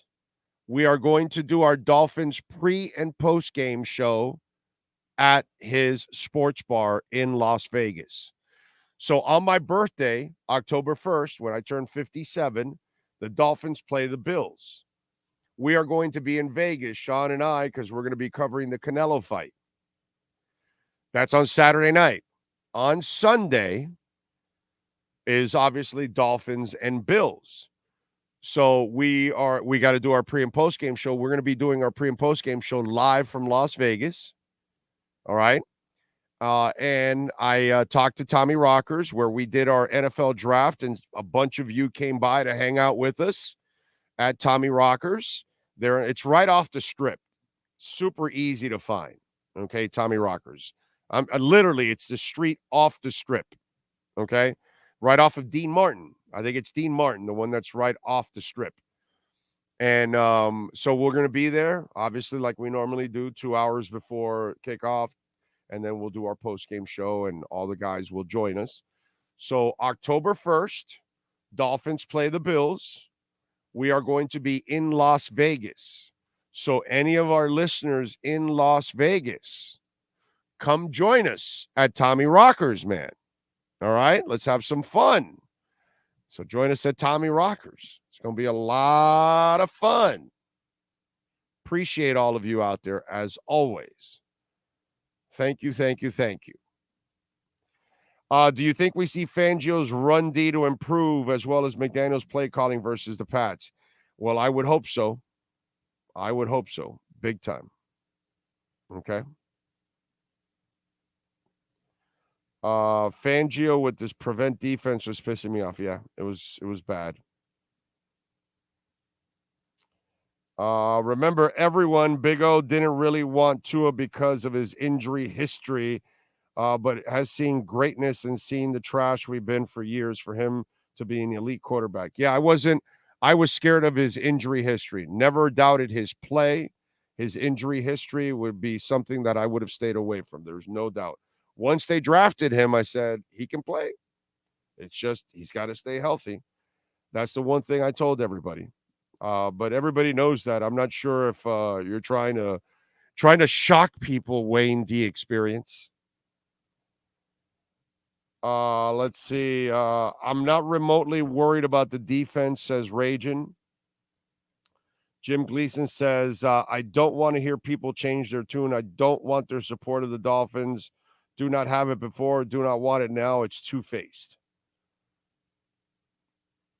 Let's see. Pats fans are now going to know how bad it is in 2005, 2019 being a Fins fan. Yep. Oh, they're going to go through some rough stuff now, man, for many years. They're headed for hell, basically, because Belichick has proven nothing without Tom Brady.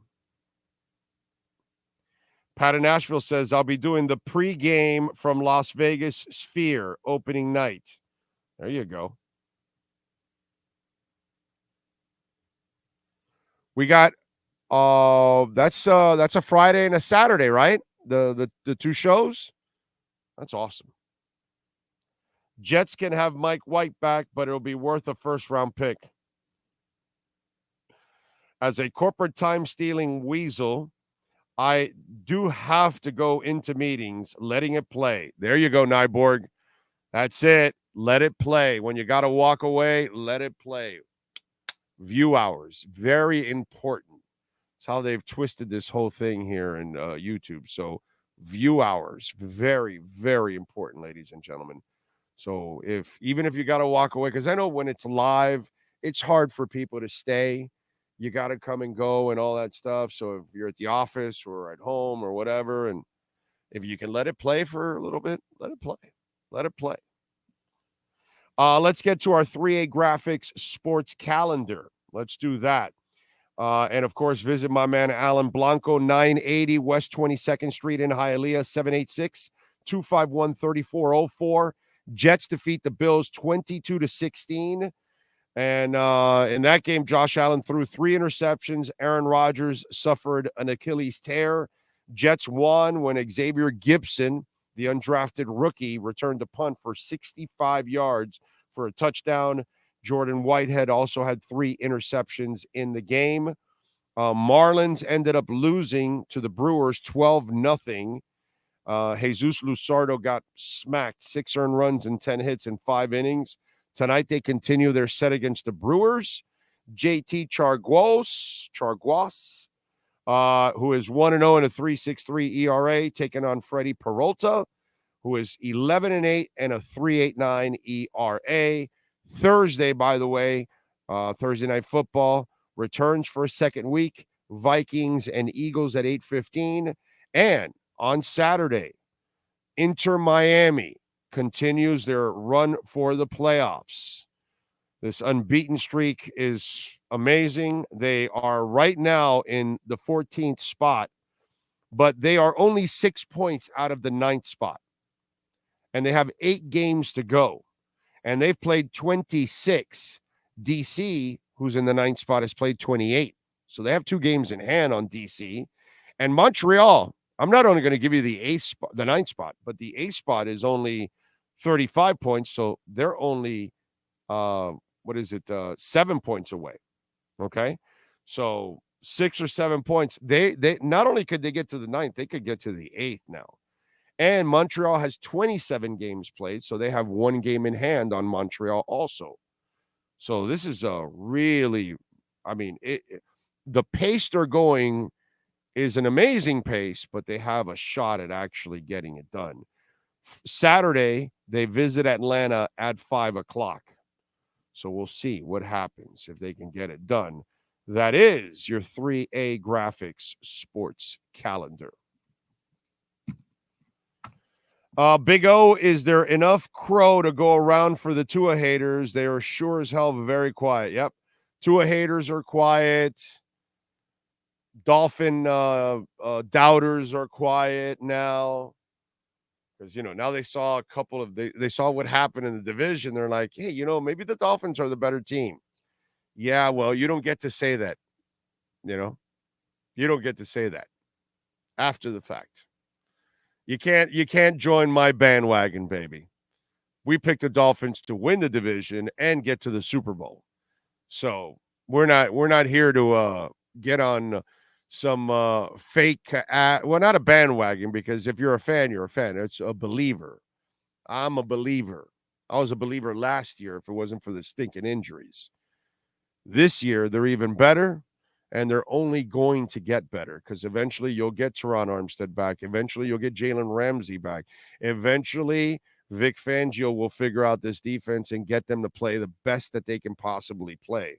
I'm not telling you that this is going to be some greatest defense of all time, but I expect it to be a good defense by the end of the year. That's for sure. I expect Vic Fangio to figure stuff out. I expect people to figure his defense out, So that's crazy. That is crazy. Let's see what we got here. Okay. All right. All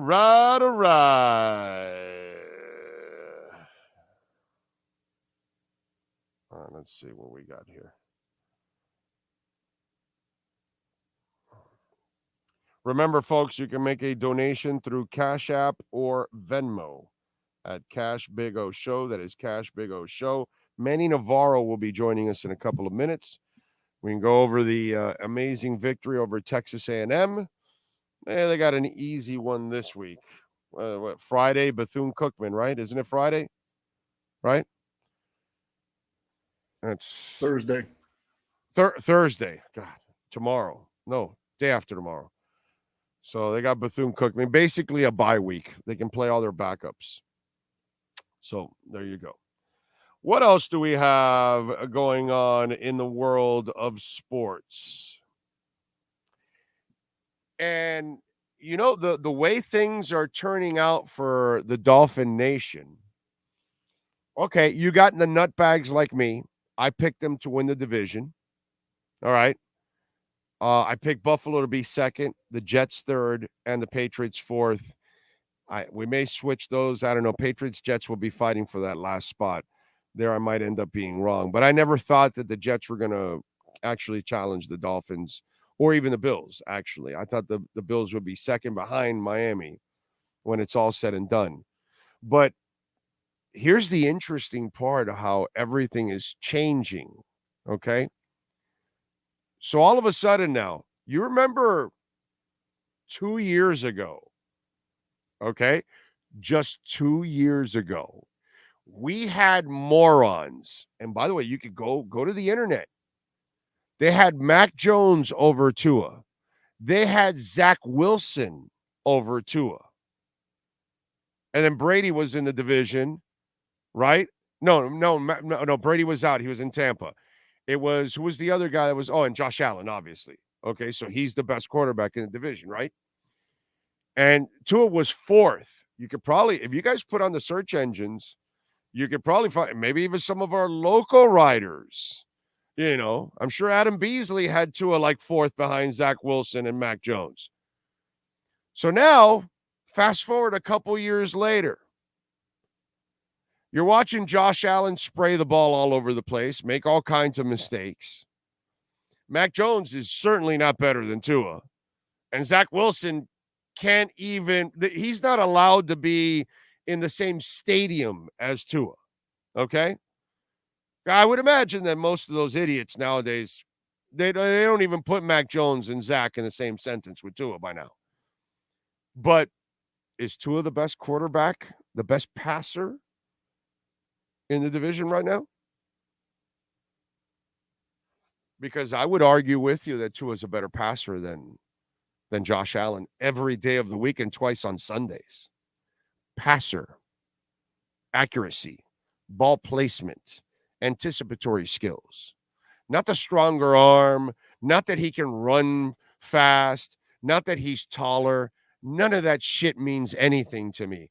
That's you idiots out there that measure a quarterback with that.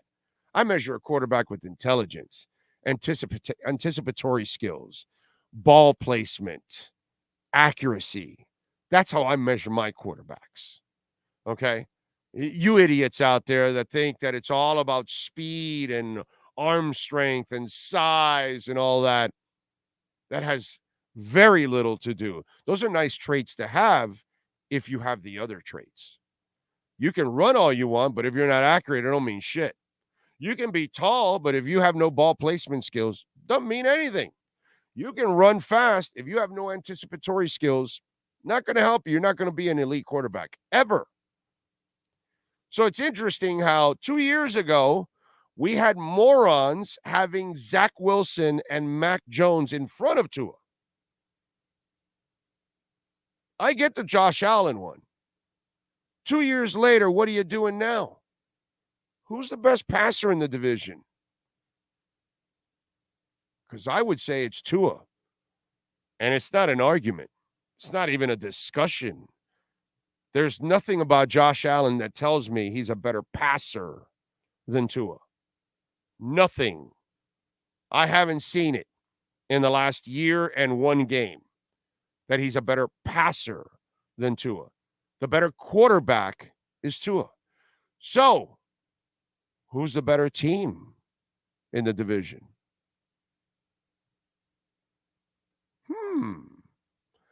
All of a sudden, things are changing. The Dolphins could have the best offensive line in the division, which I told you that prior. The best team in the division.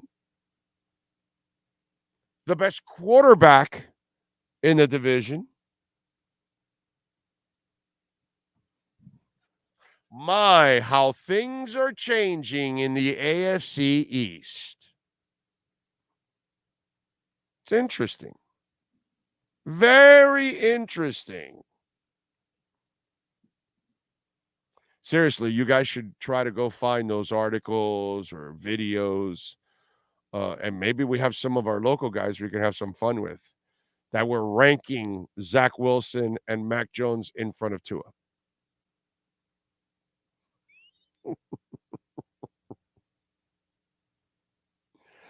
Oh, man. Let's see. Schefter saying Rodgers' injury is the most devastating in NFL history due to the hype Rodgers had brought to the Jets. Yeah, if you see, here's the problem, Ignacio. They're part of the hype machine. So Schefter has to be part of all that bullshit. I think by the way, Sean, did I not do a piece last week on everything that comes out of New York is all overhyped bullshit most of the time? You guys may want to go check it out. How's the Giants? Overhyped bullshit, right? How's the Mets? Overhyped bullshit, right? How's the Yankees? Overhyped bullshit, isn't it? How the Knicks? Overhyped bullshit, isn't it? How the Jets? Overhyped bullshit, isn't it? Jeremy Lin? Overhyped bullshit, isn't it? Carmelo Anthony? Overhyped bullshit, isn't it? You ever notice that? That's the amazing part about New York, bro. Talk me up Jeremy Lin, and what? Talk me up Carmelo Anthony, and what? Talk me up their fake big three, and what? Talk me up the Mets and Steve Cohen, and what? Talk me up the Yankees post George Steinbrenner, and what? Talk me up the Giants, and what? Talk me up the Jets and Aaron Rodgers, And what? It's always the same shit from New York. Overhyped bullshit, dude. They never live up to it, practically ever. It's always like that. And then the media just follows, bro. Like just like tools. And then you have the media from that market that then adds to the extra overhyped. Did I overhype the Jets here? No. I'm the guy telling you that may be the worst offensive line, and that's a 40-year-old quarterback. That's not a good combination. And I'm the guy telling you, what's my nickname for him? Calf Rodgers. For the last 2 weeks, we've been calling him Calf Rodgers of the 21st century, since I grew up with Buck Rodgers of the 25th century. And look what happened. He ran for his life on every down, and then eventually he blew out his Achilles. Calf Rodgers. So the overhyped shit comes from the media in New York, then the national people, they get on board, and then, it's New York. But notice how most everything that's talked up almost always never lives up to any of the hype, bro. And everything that comes out of that stinking city is overhyped. Just like when you meet a New Yorker and they come here and they tell you how good New York is, and then you look at them in the face and say, hey, asshole, why'd you move here? Let's go. Manny Navarro and our Canes wear Miami Hurricanes report. If you're a Miami sports fan, then there's only one store to go to, and that's Caneswear at Miami Fanwear in Davie. They're your one-stop shop for all your inner Miami CF, Canes, Dolphins, Panthers, and Marlins merchandise. They have hats, t-shirts, game day jerseys, and so much more. Located at 2511 South University Drive in Davie, and open 24/7 online at caneswear.com or innermiamiwear.com. Call them at 954-835-5597. Caneswear, the spot where inner Miami and all Miami sports fans shop. The viewpoint, statements, or beliefs expressed on the following program by the host, guests, or callers are not necessarily the opinions of FantasyXS.com, Media Group Inc. ownership, management, sponsors, or website. Time for Canes fans to get what they want. Information, insight, and perspective. It's the Caneswear Miami Hurricanes Report with Manny Navarro, exclusively on the Big O Radio Show. Here's Big O and insider Manny Navarro. I got Manny on because Manny's Cuban, and I've got Cuban in my background too. And New Yorkers are a lot like old Cuban people, Manny. You know our old Cuban relatives. Oh, boy, tú sabes. That's right. En Cuba se hacía esto, en Cuba, and so our old Cuban people, we're talking about, like, he and I are old now, but like we're talking about our grandparents that are like 70 and 80, and they would tell you that Cuba's the greatest. I'm telling you, old Cubans and New Yorkers are the same exact person, bro. Same exact person. Everything is overhyped. And you're like, bro, you're here, not in New York or in Cuba. What are you talking about, bro? Yeah, man. And let me tell you, I married into that because not only is my wife Cuban, but her parents are also New York Cuban. So imagine that. God. Oh, God. Yeah. Double. Yo. As I'm going to say, yeah. All yeah, right, exactly. You are. Oh, wow. That's crazy. All right, man. That was fun. That was fun. That was it was a moment where you can exhale because we've been trying to walk people off the ledge for a while, you, me. I don't know how many in the media are necessarily Mario believers. I'm a believer in Mario. And I knew it was going to take a little bit, but maybe it's actually happening a little faster than what we expected. But it was fun to watch a responsible team play solid football in week one against a poor opponent. I don't care about the opponent. I cared about the brand of football that they played, which meant a lot to me because they didn't play that kind of brand of football last year. And then to Yeah. take it up a notch now against a team that is actually more talented than you are, and to outplay them the way you had, the way you did, and Van Dyke, by the way, had a magnificent game. Just really, really proud of the progress that Mario, his staff, those kids, and moving that culture forward, because you could tell those are different human beings that are on the field. Yeah, I think that was really the takeaway is look, this is a team that had to prove it. You know, they had to show that they had heart and character, and they fell behind 10-0 before you could blink. And I'm sitting there in the press box thinking to myself, man, this is not what Mario wants, right? And then you have the muffed punt, it's 17-7 all of a sudden, and all that good momentum goes out the window. And then Tyler Van Dyke just settled in, and that offense just settled in, and a bunch of receivers who, let's face it, for as much as we've heard about Xavier Restrepo and how great he is in practice, that was his second 100-yard receiving game, okay, of his career. That's only the second time he's done it. Jacoby George had 1 touchdown coming into that game as a receiver. He had 3. So these guys went out there and they performed in ways that we hadn't seen them really do before, and rebounded from some several gut punches to the face, and just, you know, big blows, and they responded. And that's what you wanted to see out of this team. That's what I wanted to see before I could say that they're back, or they're back on the right path, really. Now they're back on the right path.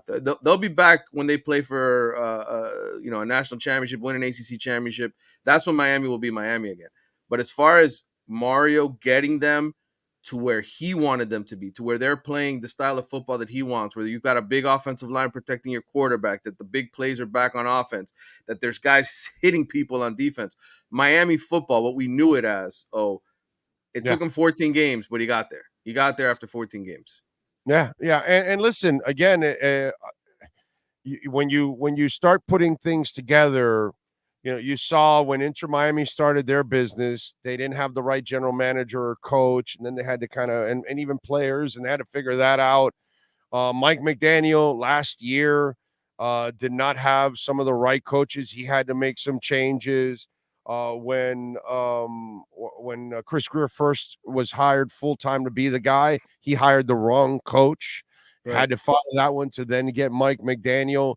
So changes sometimes, and this happens in every business and coaching staffs, and Mario had to go kind of through the same thing last year. He put together a staff initially that did not work out, plus he inherited a bunch of kids that he did not want.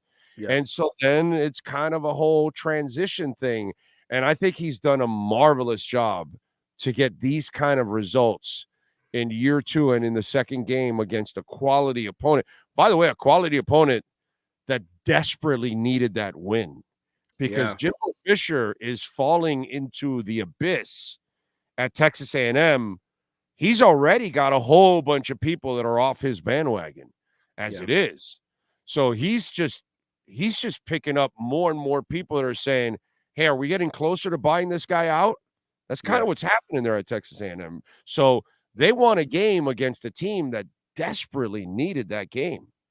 Well, and I would say it's culture. You know, it's what Mario's been building, right, versus what Jimbo has been building over there. Where, you know, I think what really disrupted Texas A&M last year, and not that we need to talk about them for too much, but you bring in, you know, all those highly paid freshmen, right, through NIL, all those 5 stars in that number 1 class, and a bunch of seniors and guys who have been busting their ass for them are like, what the hell, man? These guys just got here and you're playing them. Mario went about this progressively, right? Like Dion went with 71 transfers. No, Mario has kind of chipped away little by little. Transfer portal, recruiting class, transfer portal, young guys, old guys, young guys, old guys, young guys, old guys. It's figuring out who can play, right? You stay, and if you can't play, get the hell out of here. Yeah, right. That's what and it's been an evaluation process, and in the end, you know, give him credit. He screwed up the first coaching hires. He got the second ones right. And the bottom line is he had to come in here and get a taste of the locker room, see what he really had to work with. And then once he figured that out, he's like, okay, we need this guy, Shannon Dawson, who's coached with lesser talent at Houston and West Virginia. We need this guy on defense, and Lance Guidry, who's coached with lesser talent at places like Marshall and McNeese State. and they're going to help us get to where we really want to go. And so those guys maximize the talent that they have. And look, as good as Miami fans feel today, still remember, I don't care what the 247 rankings say as far as talent and all that kind of stuff. This is still not a very deep team, right? Like, don't get a false sense of security now. These guys are going 15-0 and playing for a national championship. Like, there are still holes on this team. And you know, you lose a Cam Kitchens the way you lost them in that game. You lose a couple of those starting defensive linemen. Injuries. This is a team where Mario's still trying to build the depth. So I guess my whole point of this is great step in the right direction, but don't lose your minds either yet just because they beat Texas A&M. There's a long season to go. Now, I will say this, bro. Tyler Van Dyke looks comfortable, and he made some throws, dude. Yeah, like some throws. No, yeah, this is the Tyler Van Dyke that we saw at the end of the 21 season, and he can make those throws. The problem is he didn't have any receivers last year who were creating the type of separation that he needed. You know, you saw it on Saturday. Zay Horton, a kid who's in his second year, that first bomb that he throws down the field for the 52-yard touchdown, right? That's a kid who Mario ends up signing, and you're like, okay, let's see when this kid finally gets in the game and does something. Well, it happened. It happened in his second game of his second year. You know, Xavier Restrepo injured most of last year, right? Well, he's healthy now. He finally has an opportunity to go out there and look like the Xavier Restrepo we hear about at Green Tree. So it's just a matter of timing and when everything starts to click. And so it did on Saturday, and that's great. And I think, you know, Miami fans, there were a lot of Miami fans who jumped off the Tyler bandwagon last year, bro. They were like, this guy stinks. And it's like, dude, look at the offensive coordinator. Look at what he's working with the receivers. Look at his offensive line.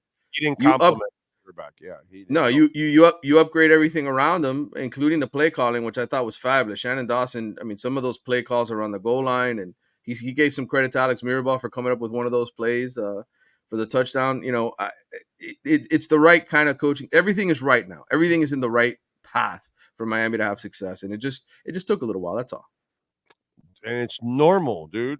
Yeah, it's normal. Inter Miami made changes, like I just said, and Chris Greer had to make changes. Everybody, I remember Spo when he took over a couple years. Yep. He changed his entire staff. You know what I mean? That happens, dude. It's just, that's normal. That's part of the process. And when you take over and start something new, you're not going to make all the right hires, bro. You're going to screw up, and you're going to have to make changes. The question is, do you make the changes for the better, or do you continue to screw up and can't hire one person after another? That was Flo's problem, that he couldn't build an offensive staff because he could never keep anybody he hires. He would end up firing him over and over again. And that's just part of the process. The offensive line had a much bigger challenge this past week. After watching the tape, what'd you think? Because they only allowed 2 sacks in that game. Yeah, and really, when you look at the amount of pressure that you know he's felt, I looked this up. I compared him to all the other quarterbacks in the ACC. Fewest amount of pressures, you know, in terms of drop back percentage than any quarterback in the league, and that's why you're seeing the old Tyler Van Dyke. You know, he was they brought the blitz on him 11 times. He was 7 of 11 for 3 touchdowns and 114 yards. That was not a good idea for Texas A&M. Why? Because when they brought that extra pass rush, that meant somebody was open in the somebody was open, and he found him, right. When he was under pressure, 3 of 5, 103 yards and a touchdown. So that was smart decision making by Tyler. He's pressured 7 times in the whole game. So, I mean, they're protecting him. They're giving him the time. Teams are trying to bring extra pressure. This is how you win. This is how you beat good teams, when you have a great offensive line. And they didn't have to necessarily run the ball great. I thought they ran it okay in this game. They lost Mark Fletcher, as I mentioned earlier, you know, to an injury. But look, to me, everything was encouraging. You need to be able to score points in college football. We know that. This is a high-scoring game now. 48 points. 48-33. That's kind of what good teams do. They have those kind of shootouts now. It's not the days of years past when we had, you know, 14-10 or 17-13 type games. So this is what Miami needs to be the kind of team that can contend for an ACC championship. The running game, it wasn't as big a part of it. Was that the plan, or was it more that Texas A&M just kind of did not allow them to get comfortable in that area? Well, I mean, I think part of it was Texas A&M trusted its secondary to do their job. They left their guys on an island a lot. You know, you saw a lot of one-on-one coverage down the field. You had some safety help, some cover too, but they were focused on stopping Miami's run this week for sure. Versus where I think the previous week against Miami of Ohio was like, we're not letting you beat us deep, you know, and that's why Miami ran for 250 yards. So it's very encouraging that Shannon Dawson's offense can win both ways. Like the fact that they can pound you with the rock and the fact that they can throw it against you. This is what great teams do. This is what winning teams do. They're able to beat you either way, and you shut down one. You decide, hey, we're going to do this today. Well, they counter and they do something else, and they're able to still be successful. So that's really, really encouraging. By the way, use our code BIGO10 at caneswear.com online. If you order over $99, you'll get free shipping. Use our code BIGO10. You can get 10% off. If you go to the store, you can also use our code BIGO10 so you can get 10% off. You'll get anything and everything they've got there with the logo on it. Inter Miami gear. We got Messi and the boys in action on Saturday. We got Miami Dolphins, Miami Heat, Florida Panthers, Miami Marlins, all kinds of stuff. Bigger, newer store, brand new, and it's right there next to La Spada in Davie. Go visit our friends at Caneswear. And again, use our code BIGO10. Cam Kinchins, it looked like, a stinger or something? I know they're not going to tell you exactly, but it looks like he's fine. And do we know when he'll return? I don't think it's a serious injury. I think it's very precautionary. Obviously, you know, when you get hit in the head neck area, they're going to do everything possible to tell you don't move, don't hurt yourself, or, you know, they kind of tightly strapped him to the stretcher. I've heard it's not a major injury, that it's more of maybe a week or two type deal. You know, head, neck type thing, but nothing spinal, nothing of that sort. And certainly the photos of him in the hospital sort of showed you. So, you know, I think, look, this is a hard-hitting game. There's some guys that probably left with some concussions in this game. Some guys who left a little banged up with knee injuries. But I don't think, as far as Cam is concerned or Mark Fletcher is concerned, that either one of those guys is going to be out very long. Now, I can't tell you about the defensive lineman, because anytime it involves a lower body extremity, as Miami said, it's one of those who really knows, right? Until they come out and tell you he's out for the year, he's broke his ankle or sprained or whatever. So I don't have any answers on that, but I think as far as Fletcher and Kitchens are concerned, I'm encouraged. I think they'll be back in a couple of weeks. Recruiting wise, you know, yeah, these moments have come the last few years, and Miami thoroughly gets embarrassed, and recruits see that it's a terrible performance, yada, yada, yada. Yeah. Well, you had some big recruits in the building on Saturday, and they saw an ass-kicking performance. Thank the Lord. Well, that's pretty cool. Good for absolutely. you. Absolutely. And they picked up a commitment from one of the top receivers locally in the 2025 recruiting class, a kid named Waden Charles that I got to watch in the 7-on-7 circuit. Big body dude, fast dude, playmaker. You know, he's not Jeremiah Smith, who's the number 2 recruit in the entire country in the 24 class, but he's definitely a top, in my mind, 200 player in the country in his class, and a guy that is the kind of playmaker that Miami has lost to other schools in the past. Now, granted, look, this is a long time from here until his signing day, even this one coming up in December. We still got a lot more football to play, but I think I asked James Williams after the game, I said, look, you were a 5-star recruit, man, who ended up staying home really because of the COVID year, right? He wasn't able to take official visits to other places, didn't really get recruited, just decided, hey, I like the Hurricanes, I'm going to stay home. I asked him after the game, I said, hey, what do you think this means for all those elite recruits who were here tonight watching this game? It was 100 recruits. He said, man, this is all we ever want to see. We want to see Miami win big games. And so this is just reassurance for Mario's message. Hey, things are changing. And so now you're going to get the kind of buy-in, I think, from the Miami's commitments, the guys that they already had committed, that were kind of like, hey, let's see how they do. And I think you're getting buy-in from future recruits. And so, he's got to string it together. I said, before the year, you go 9-3, 8-4, you should be able to keep your class together. Man, if they win 10 games this year, which is a possibility, right? I think the toughest ones left are North Carolina and Clemson. If you look at the first 2 weeks, if they do that, they're going to add guys to this class and the one after, and it's going to be a really good year in terms of roster building. All right. They're ranked. How about that? How are the boys feeling about it? I mean, once you get ranked, I wonder if it adds a little hunger and say, hey, guys, We want to keep this ranking. You know, I know the Yeah. coach, I know the administration wants to keep a ranking because that's a lot easier to recruit when you're constantly a ranked team. Yeah, I mean, certainly that matters, and you're on the national radar, right? And look, it was this game this past Saturday was the third most watched college football game, so that's a great sign for Miami, right? To be nationally relevant again, so everybody in the country watched them, 4 million viewers. Look, staying in the rankings, I don't know how important it's going to be ultimately, like in the weeks ahead when you're playing sort of lower end teams like Bethune-Cookman and Temple, and then you got Georgia Tech, who's probably going to have a couple losses when they come to town. But certainly, if you can get to that North Carolina game, which is week 6, and both teams are undefeated, I mean, that's the kind of stuff that gets people fired up and gets recruits fired up and gets the program, the kind of interest that they want. So we will see. They got to win these next 3 games. North Carolina has a couple tough tests before then, but I think you got to circle that first ACC road game and say, man, if Miami gets an undefeated Drake May and they're both teams are undefeated, it's going to be a really, really a magnetizing game for people to tune in and watch. I'm looking forward to it, boy. This win this past Saturday made things so much more interesting for this season. All right, follow him on Twitter at Manny_Navarro. Better yet, subscribe to The Athletic like I do and many others, and support Manny and get all the info you can handle locally and nationally, by the way. Yep. Manny, as always, thank you, my brother. We'll catch up later on in the week as they get ready. Well, actually, we'll talk the day after. The day after Bethune-Cookman, yeah, exactly. Yeah, we'll talk because they play on Thursday. Appreciate you. Yep. All right, brother. Take care. You got it. Manny Navarro and our Caneswear Miami Hurricanes report.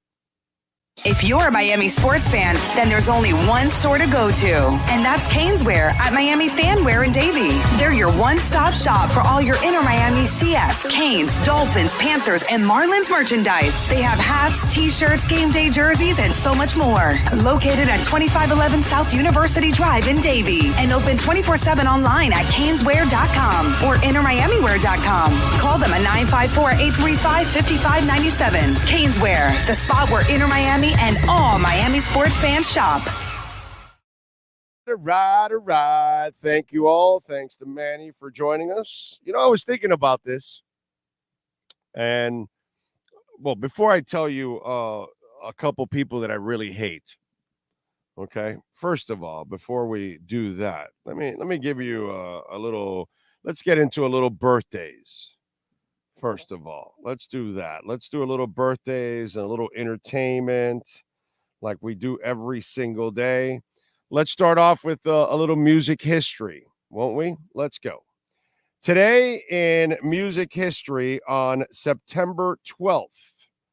Do you know what happened on September 12th? Well, we will fill you in as soon as this damn page actually pops up, which would be nice, but it's damn slow. Today on this date in 1975, Pink Floyd released their 9th studio album, Wish You Were Here. Have a cigar. You're going to go far. In 1989, Aerosmith put out their hit album, Pump, which featured hits like Janie's Got a Gun and Love in an Elevator, Going Up. In 2003, Johnny Cash died in Nashville. The Man in Black was 71. In 2004, on this date, Red Hot Chili Peppers, Eddie Vedder, Henry Rollins, and others played at a benefit tribute to the Ramones at the Hollywood's Avalon Club. In 2007, on this date, Robert Plant, Jimmy Page, and John Paul Jones announced that Led Zeppelin would reunite a November memorial concert for Atlantic Records founder Ahmet Ertegun, with John Bonham's son Jason sitting behind the kit. In 2008, Metallica released their 9th studio album, Death Magnetic. It's a pretty good album. And the tour was awesome. I love that tour because they did the same thing they did in this tour, that they were in the middle of the stadiums. They were in the middle of the arenas in that one. It was a really cool setup. In 2010, MTV Music Video Awards 30 Seconds to Mars won the Moon Man for the best rock video for Kings and Queens. So that's what happened today in Musica history. Birthdays. Paul Walker, no longer with us, but was born on this date in 1973. Sydney Sweeney, actress. She is 26. Kelsey Ballerina, country singer. She is 30. I'm not in a country. I don't know if she's relevant, but I mentioned it anyways. Emmy Rossum, actress, is 37. Jennifer Hudson, pop singer, 42. 2 Chainz, rapper, 46. Let's see. Yao Ming is 43. George Jones, country singer, born in this state in 31, passed away in 2013. TV actor Ryan Potter is 28. Movie actor Colin Ford is 27. Freddie Freeman, baseball player, is 34. Lane Hardy, country singer, is 23. Jesse Owens, runner, born in 1913 on this date, passed away in 1980. Barry White, born on this date in 1944, passed away in 2003. Hans Zimmer, composer, is 66. A lot of people today, man, celebrating birthdays. A lot of famous people. Neil Peart, former drummer of Rush, born on this date in 52. We lost him, unfortunately, in 2020. Louis C.K., comedian, is 56. Andrew Luck is 34. Benjamin McKenzie is 45, the actor and the idiot that doesn't believe in crypto. Henrik Holm, actor, is 28. It's a lot of people, bro. Damn, today's list was rich. Bitch. It was rich, bitch. All right.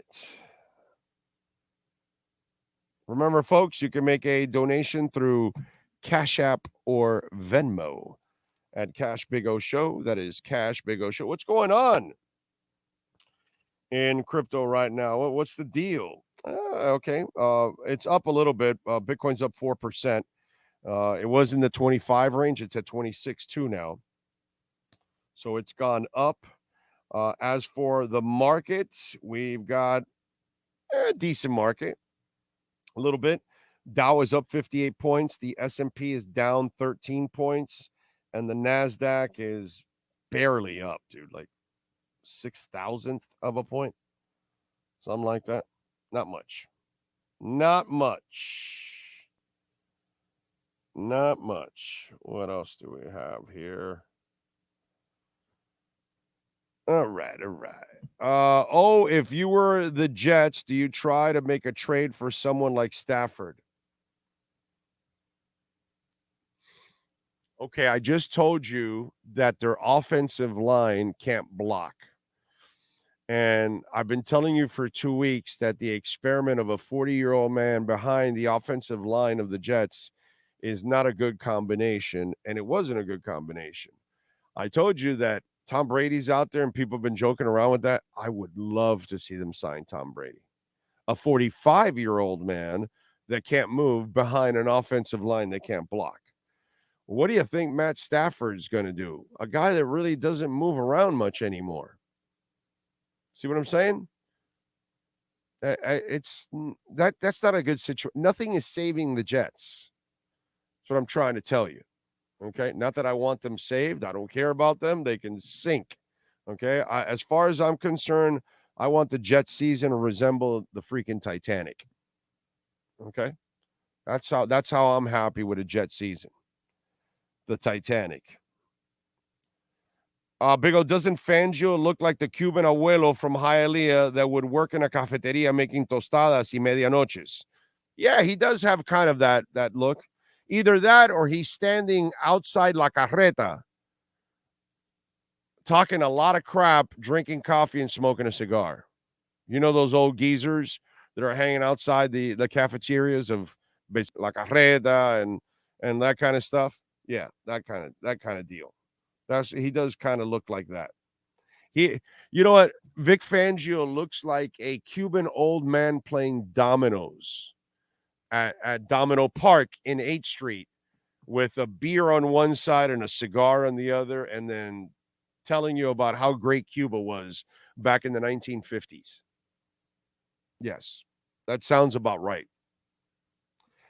Can I tell you the 3 people in the world that I hate in sports?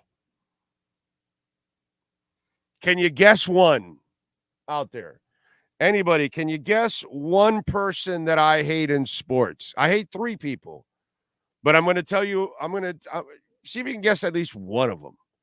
All right, we got over 400 people out there on the chat board. 374. That means there's a few of you that have not hit. I bet you we could go way over 404 because I bet you there's about 100 of you easily that have not hit that like button. Hit that like button. Okay, it says 404 there. I want you guys to crush 404 for Sean and myself. Please do that. Let's go. Hit that like button. Get that algorithms going. Okay, 374 to 379. Let's go. Let's go. 5 people hit. Come on. It's at 412. So it's a little higher now. Let's go. Let's go. Come on. I know 33 people could hit it right now and get us over 412 easily. Come on. Come on. Let's do it. Skip Bayless, Chris Sims, Kyrie Irving, Antonio Brown, Flores, Screaming A. I don't like this. I don't dislike Screaming A. I just think, outside of basketball, I don't want to hear him talk anything. I think he sucks at, anything else. He doesn't really know anything but basketball. That's all it is. I don't dislike him. Come on. It's 420. Light it up. 420 on the chat board. We got 393. Come on. Come on. Let's go. Hit it. Get us over the 400 mark at least. There we go. Ooh, 397. Let's go. Almost there. Couple more. Let's go. Get it over 400. Skip Bayless. Let's see. What else do we have here? Jimmy Johnson. Colin Cowherd. Another guy. I don't dislike Colin Cowherd. I just think he's lazy and not a good talk show host. I think he fools people with a bunch of bullshit that he does. Conor McGregor. Stephen Ross. You cannot dislike Stephen Ross. I got nothing but love for Stephen Ross. Wow, up to 409. You guys aren't screwing around. Nice job. Nice job there.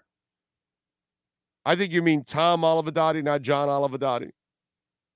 All right, so far, you haven't gotten one of them. Colin Kaepernick. Why would I dislike Colin Kaepernick? Deshaun Watson. Yeah, I mean, I'm not a massage therapist, so why would I hate him? He disgusts me. He should be in jail probably. 413 to 428. Not bad, guys. Not bad. Appreciate you guys out there. It's very nice of you. It's a lot of guesses. Omar. Why Omar Kelly? I love Omar Kelly. Plus, I love to catch him at his flopping, which there's nothing better than catching Omar Kelly flip-flopping because he's really good at flip-flopping. So let me tell you the 3 people I hate in sports. Can't stand these people. Okay? Vlade Divac is one I hate in sports. Why do I hate Vlade Divac? Why? Because he brought flopping. Okay? You know the flip-flopping that Omar Kelly does all the time? One day the cap matters. The next day the cap doesn't matter. One day Tua's good. The next day he's not. The next day he's good again. All those kind of things, right? So Vlade Divac did the flopping. The soccer flopping. That's the bastard that brought it to the NBA and brought that disease to the NBA that is flopping. It all started with patient zero, and that's Vlade Divac. Okay? The other guy I hate in sports is Tony La Russa because he fractionalized pitching in Major League Baseball by having 87 relievers and stretch out the game to 4 hours because he wants to pitch to a lefty and a righty and a lefty and a righty and this and that, and he would have 8 relievers to end the game. Pitching changes galore, And I'm sitting there waiting for this stupid game to end. Then all the other idiots started doing the same shit that Tony La Russa is doing, just like Vlade Divac, and ruined it. Then the other guy that I can't stand is Greg Popovich. Because he brought what? Load management. Mr. freaking load management. The guy that now fans can't really go on the road to go see their favorite teams and favorite players because they just don't know if they're going to take the court because of load management. Because, oh my God, they played 82 games in the 70s and the 80s and the 90s, but we can't do it now. We have better nutrition. We have better hotels. We have better real massage therapists, not the Deshaun Watson type. Chartered flights, incredible hotels, and yet we need to play less. It's just, these three people changed sports for the worse. They added an element that made the sport worse, not better. Popovich did not improve the sport, did not improve the situation for the fans. Vlade Divac certainly did not improve the sport. He made it a lot worse and embarrassing at times. And Tony La Russa, my God, that's a disgrace what he did. Three people I hate in sports. Right there. I knew I was going to catch you guys because you all picked the obvious things that you thought it would be.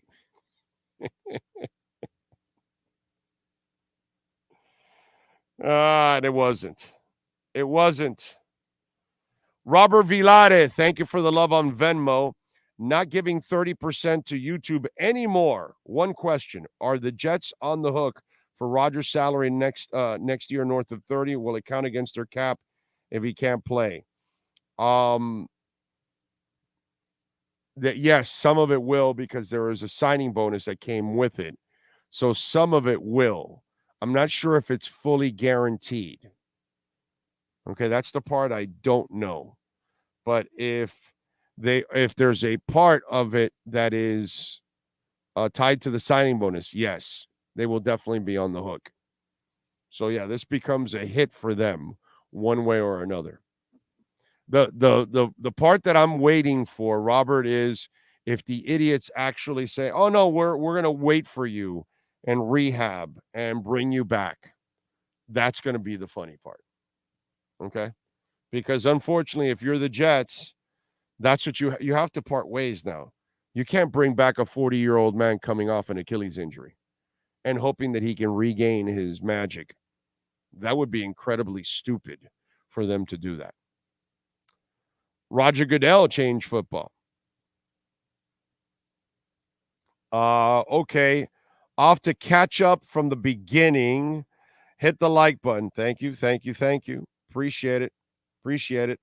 Marcus Shabbat says, the WWF old school tag team Wild Samoans just added a third. Afa, Sika, now also Tua. The Samoan sniper, baby. Tony Zag says, under Louis Chaffel and Billy Cunningham, players used to eat McDonald's and still play 82 games. You thought it would have been James Harden over Greg Popovich, you see? But James Harden hasn't screwed my Heat team, so I don't care that he screws those other teams. You know what I'm saying? Keyshawn says the Dolphins will lose in bad weather constantly. Okay, so my question is, why do you listen to Keyshawn? I watching Keyshawn over the years makes me never want to watch him. He never says anything that I never learn anything from the guy. He never gives me an angle that I didn't think of. You know, all those things that a talk show host is supposed to do, like what we do here on our show all the freaking time. We'll come up with angles you didn't think of. We'll come up with news. We'll come up with something that you didn't see or something. We'll give you an angle, something. We'll make you think. will stir some kind of an emotion. I never get that from that guy. When Keyshawn's on, it looks like it's just lazy host. It looks like ex-player that just walked into the studio, sat down, and didn't prepare for anything. And to me, that's the stuff that just kind of turns me off. So Keyshawn's not one of those guys that I see him, I turn it off. I have no interest in watching or listening to Keyshawn Johnson in any way, shape, or form. Let's see. Hunter Butler says, going to watch the beginning of the show to add watch hours after you say same place, same time, back channel. That's it. Thank you, sir. Cheater Belichick doesn't make your hate list, Big O. Nope, did not make my hate list. Did he screw the Dolphins in anything? Tuck? Was he Spygate or in? No. So we're good. We're good. We screw Belichick. See, we got the ultimate weapon, Tua, 4-0, about to be 5-0 on Sunday night. I hate it when we sign Cutler. Waste of money. Yeah. Nobody cares. It's soccer. The most boring game to watch. I would rather watch golf than soccer. Who is Messi that plays for Miami? Never heard of him. Well, Dennis, you're one of the few idiots in the world. Think about that, Dennis. Think about that. The guy that's the most popular athlete in the world, and you don't know him. So it makes you look kind of stupid, uninformed, and ignorant, even if you don't like soccer. You don't have to like soccer to know who Diego Maradona is, or Pelé, or Cristiano Ronaldo. So, you know what I'm saying? Dennis, that doesn't put you in a positive light, my brother. That makes you sound like a complete buffoon, is what it makes you sound like. Actually, it's what you are, a complete buffoon. Not sound or look. Your words just tell it. You are a complete buffoon. Doesn't matter. I'm not into cooking. And, I know who that, what is her Geisha name or whatever? What's her, the short little girl with the brown hair and the blue eyes, right? I know who Guy Fieri is, right? So it's like, there are things that I know who Taylor Swift is, and I would have never listened to her music. I'll watch Beyonce all you want. I know who she is. Don't listen to her music. So when you're asking who Messi is, it kind of makes you sound stupid. I know who George Jones is. Not a country fan, but I know who he is. There's a lot of things I'm aware of, but I don't follow it. But I'm aware of it. So if you're not aware of a guy named Messi,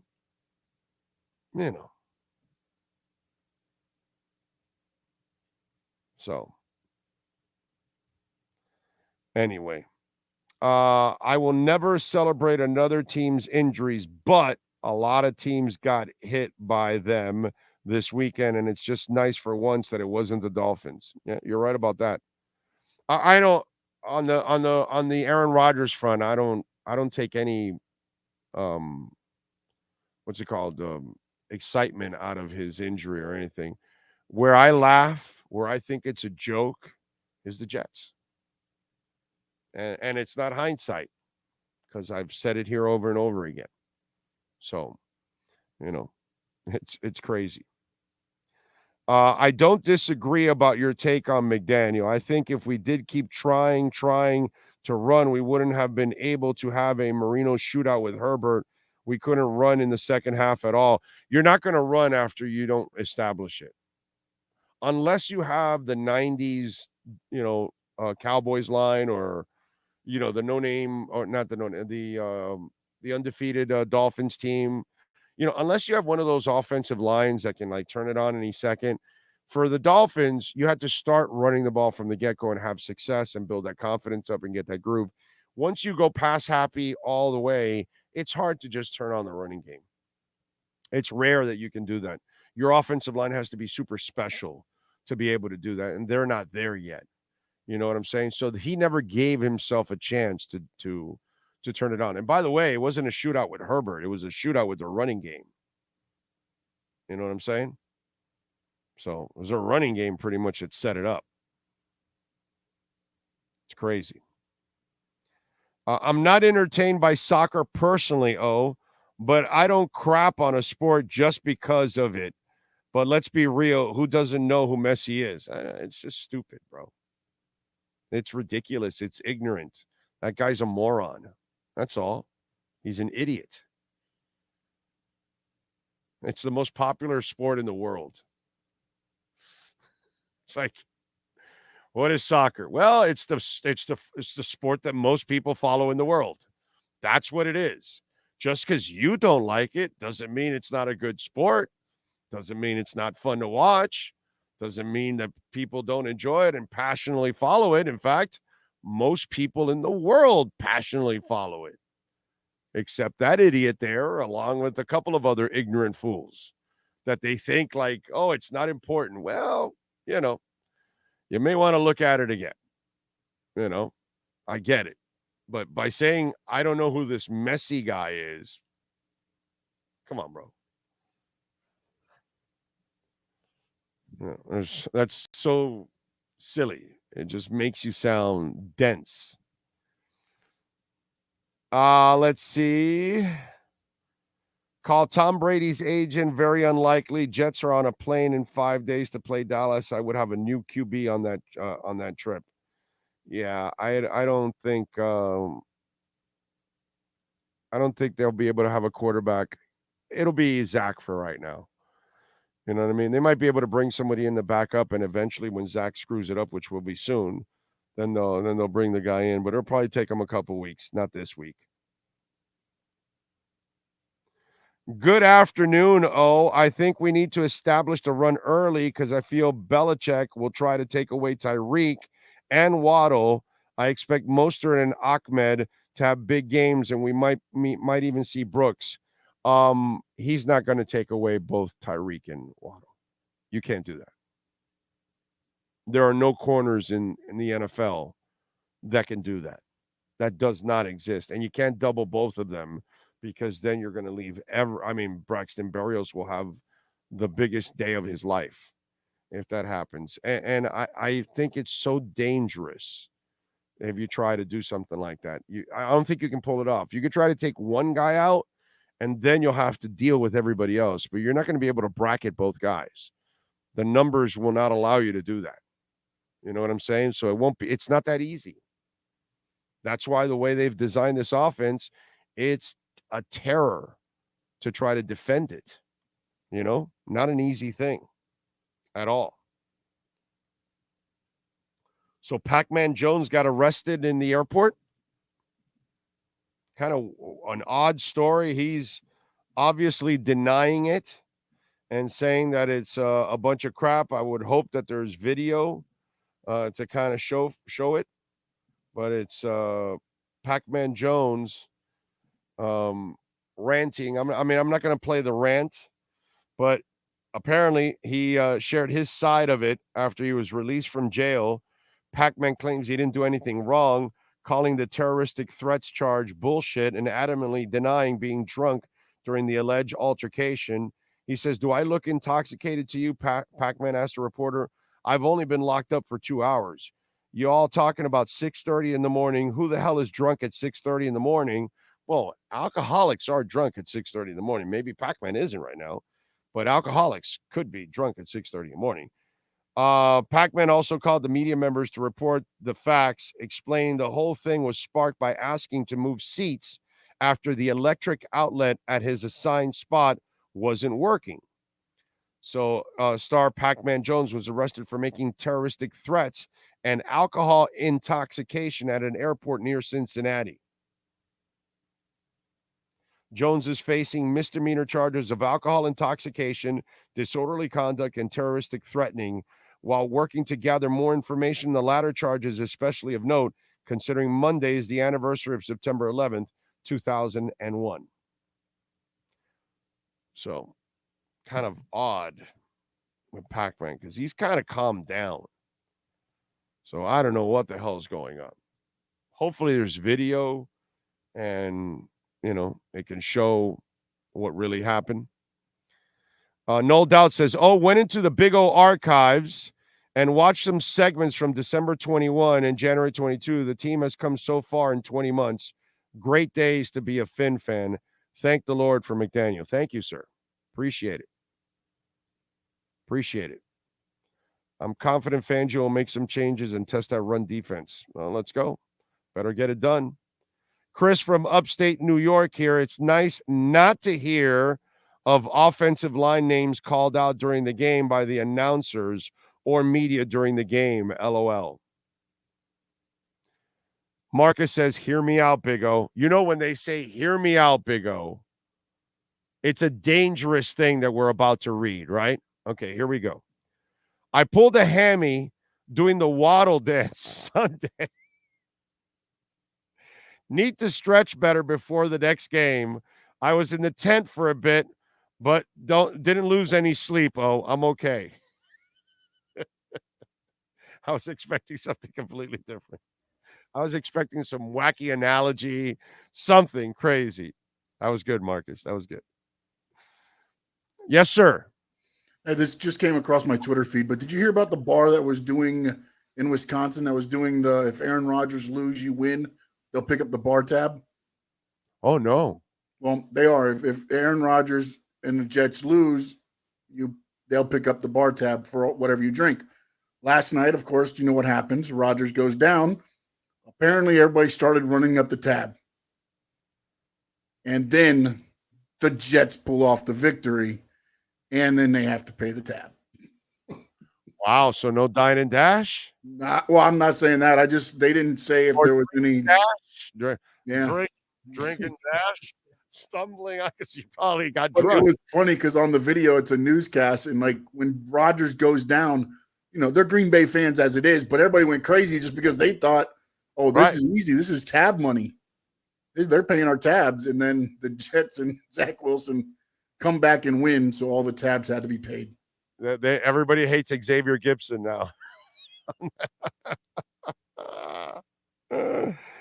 Oh, that is a good story. That is a great story. Big O, I think the whole league is pissed off at KC for trading Tyreek to the Dolphins. Yeah. Well, listen, man. We've suffered enough down here. We deserve some good. Okay? My Dolphin Nation deserves to win and win a lot. Okay? Our franchise deserves to get on a roll, like on a serious roll, and start getting into the playoffs constantly for many years to come, and bring me a championship or two, please. So it's our turn. We've had enough suffering. We've had enough bad quarterbacks and bad front offices and bad coaches and just bad luck and all. I'm tired of the bad. Okay, I need some good, bro. I need some good, man. If it can happen to the Spurs for a long time, if it can happen to the Patriots, for a long time, why can't it happen to us, dude? The Heat under Riley, they've had a couple bumps along the way, but they've had a ton of success. Why can't the Dolphins do the same thing? Let's go, man. So I don't care if anybody's mad or pissed off. I just want to see smiling Dolphin fans. That's all I want to see. That's it. Smiling and happy Dolphin fans. I'm tired of seeing unhappy and pissed off and frustrated Dolphin fans. People that love their team and they're super dedicated to it, and they get heartbroken every freaking year. So if they're mad about a good situation for Miami, well, they can go play out on the highway if you want. John Wayne says, Big O, you're on fire today, baby. Can't wait for season tickets for Fish Broncos are going to get toured. I like it. How about the news on the Bills and Cowboys owners? Well, what's going on with the Bills and Cowboys owners? I must have missed it. Did something happen? Am I missing something? Find out for me there, Sean. What are you talking about? Michael Cody put that there. I don't know what he's talking about. Jets at Cowboys is going to be interesting. Would hate to be an offensive player. I don't know about the Bills and Cowboys. I'm interested to see what the hell he's talking about, if there's anything to that. Chad says, Big O, hear me out. My daughter turned 1 yesterday. Since she's been born a Dolphins fan, are good. She is the key. I'm telling you. Jealous. She only knows winning Dolphins football, unlike me. There you go. All right. But if we win a championship this year, you're going to be forced to have another kid, because then you got to keep it going, because you need another kid to then bring us another title. So that's kind of how it goes. I just want you to know you've made the commitment now. So if we win a title, we thank your daughter, and now you and the wife got to produce another kid for another title. Pressure's on. So be ready. We are looking at the Dolphins, Chiefs, Bengals, Niners, and Eagles running this league for the next 10 years. Brother, that 10-year stuff, that doesn't fly in the NFL. I know the Patriot thing was the flukish thing, but windows aren't for 10 years most of the time. Not for a lot of teams. Maybe KC, because they have Mahomes, but everybody else has got to prove it that they can get a 10-year window. I would love for my Dolphins to have a 10-year window. God, that would be fantastic. Big O, how long do you think it will take for the defense to settle in Fangio's system? No idea. I'm hoping that this week they do a lot more settling, my friend, because it was bad. It was bad. It was unacceptable, put it that way. For Fangio, unacceptable. You can't ask for $4.5 million and play like that. That just doesn't fly. Can't do it. All right, we thank Cameron Wolfe and Manny Navarro. Anthony Chang's interview will be dropping, and so will Safid Dean later on. We'll have those for you also on the platform, so be on the lookout for that. If you missed any of the show, rewind. And remember, watch another show. Watch yesterday's. Watch the day before. Watch the post-game show again. Just watch hours, baby. Let it play. If you got to walk away, let it play. Okay? We thank Sean Stanley, and we thank all of you, as always, for keeping it locked. Thank you. Appreciate all of you out there. Smash the hell out of that like button. Look at that, 454 on the likes, and there's 443 on the board right now. So that's pretty freaking awesome by you guys. Thank you very much. Let's get it to 5 and 6 and 700. Let's get it to 1,000, baby, on the replays. People watching over. Hit it, baby. All right, we'll see you guys tomorrow. Same time, same place, same bat channel.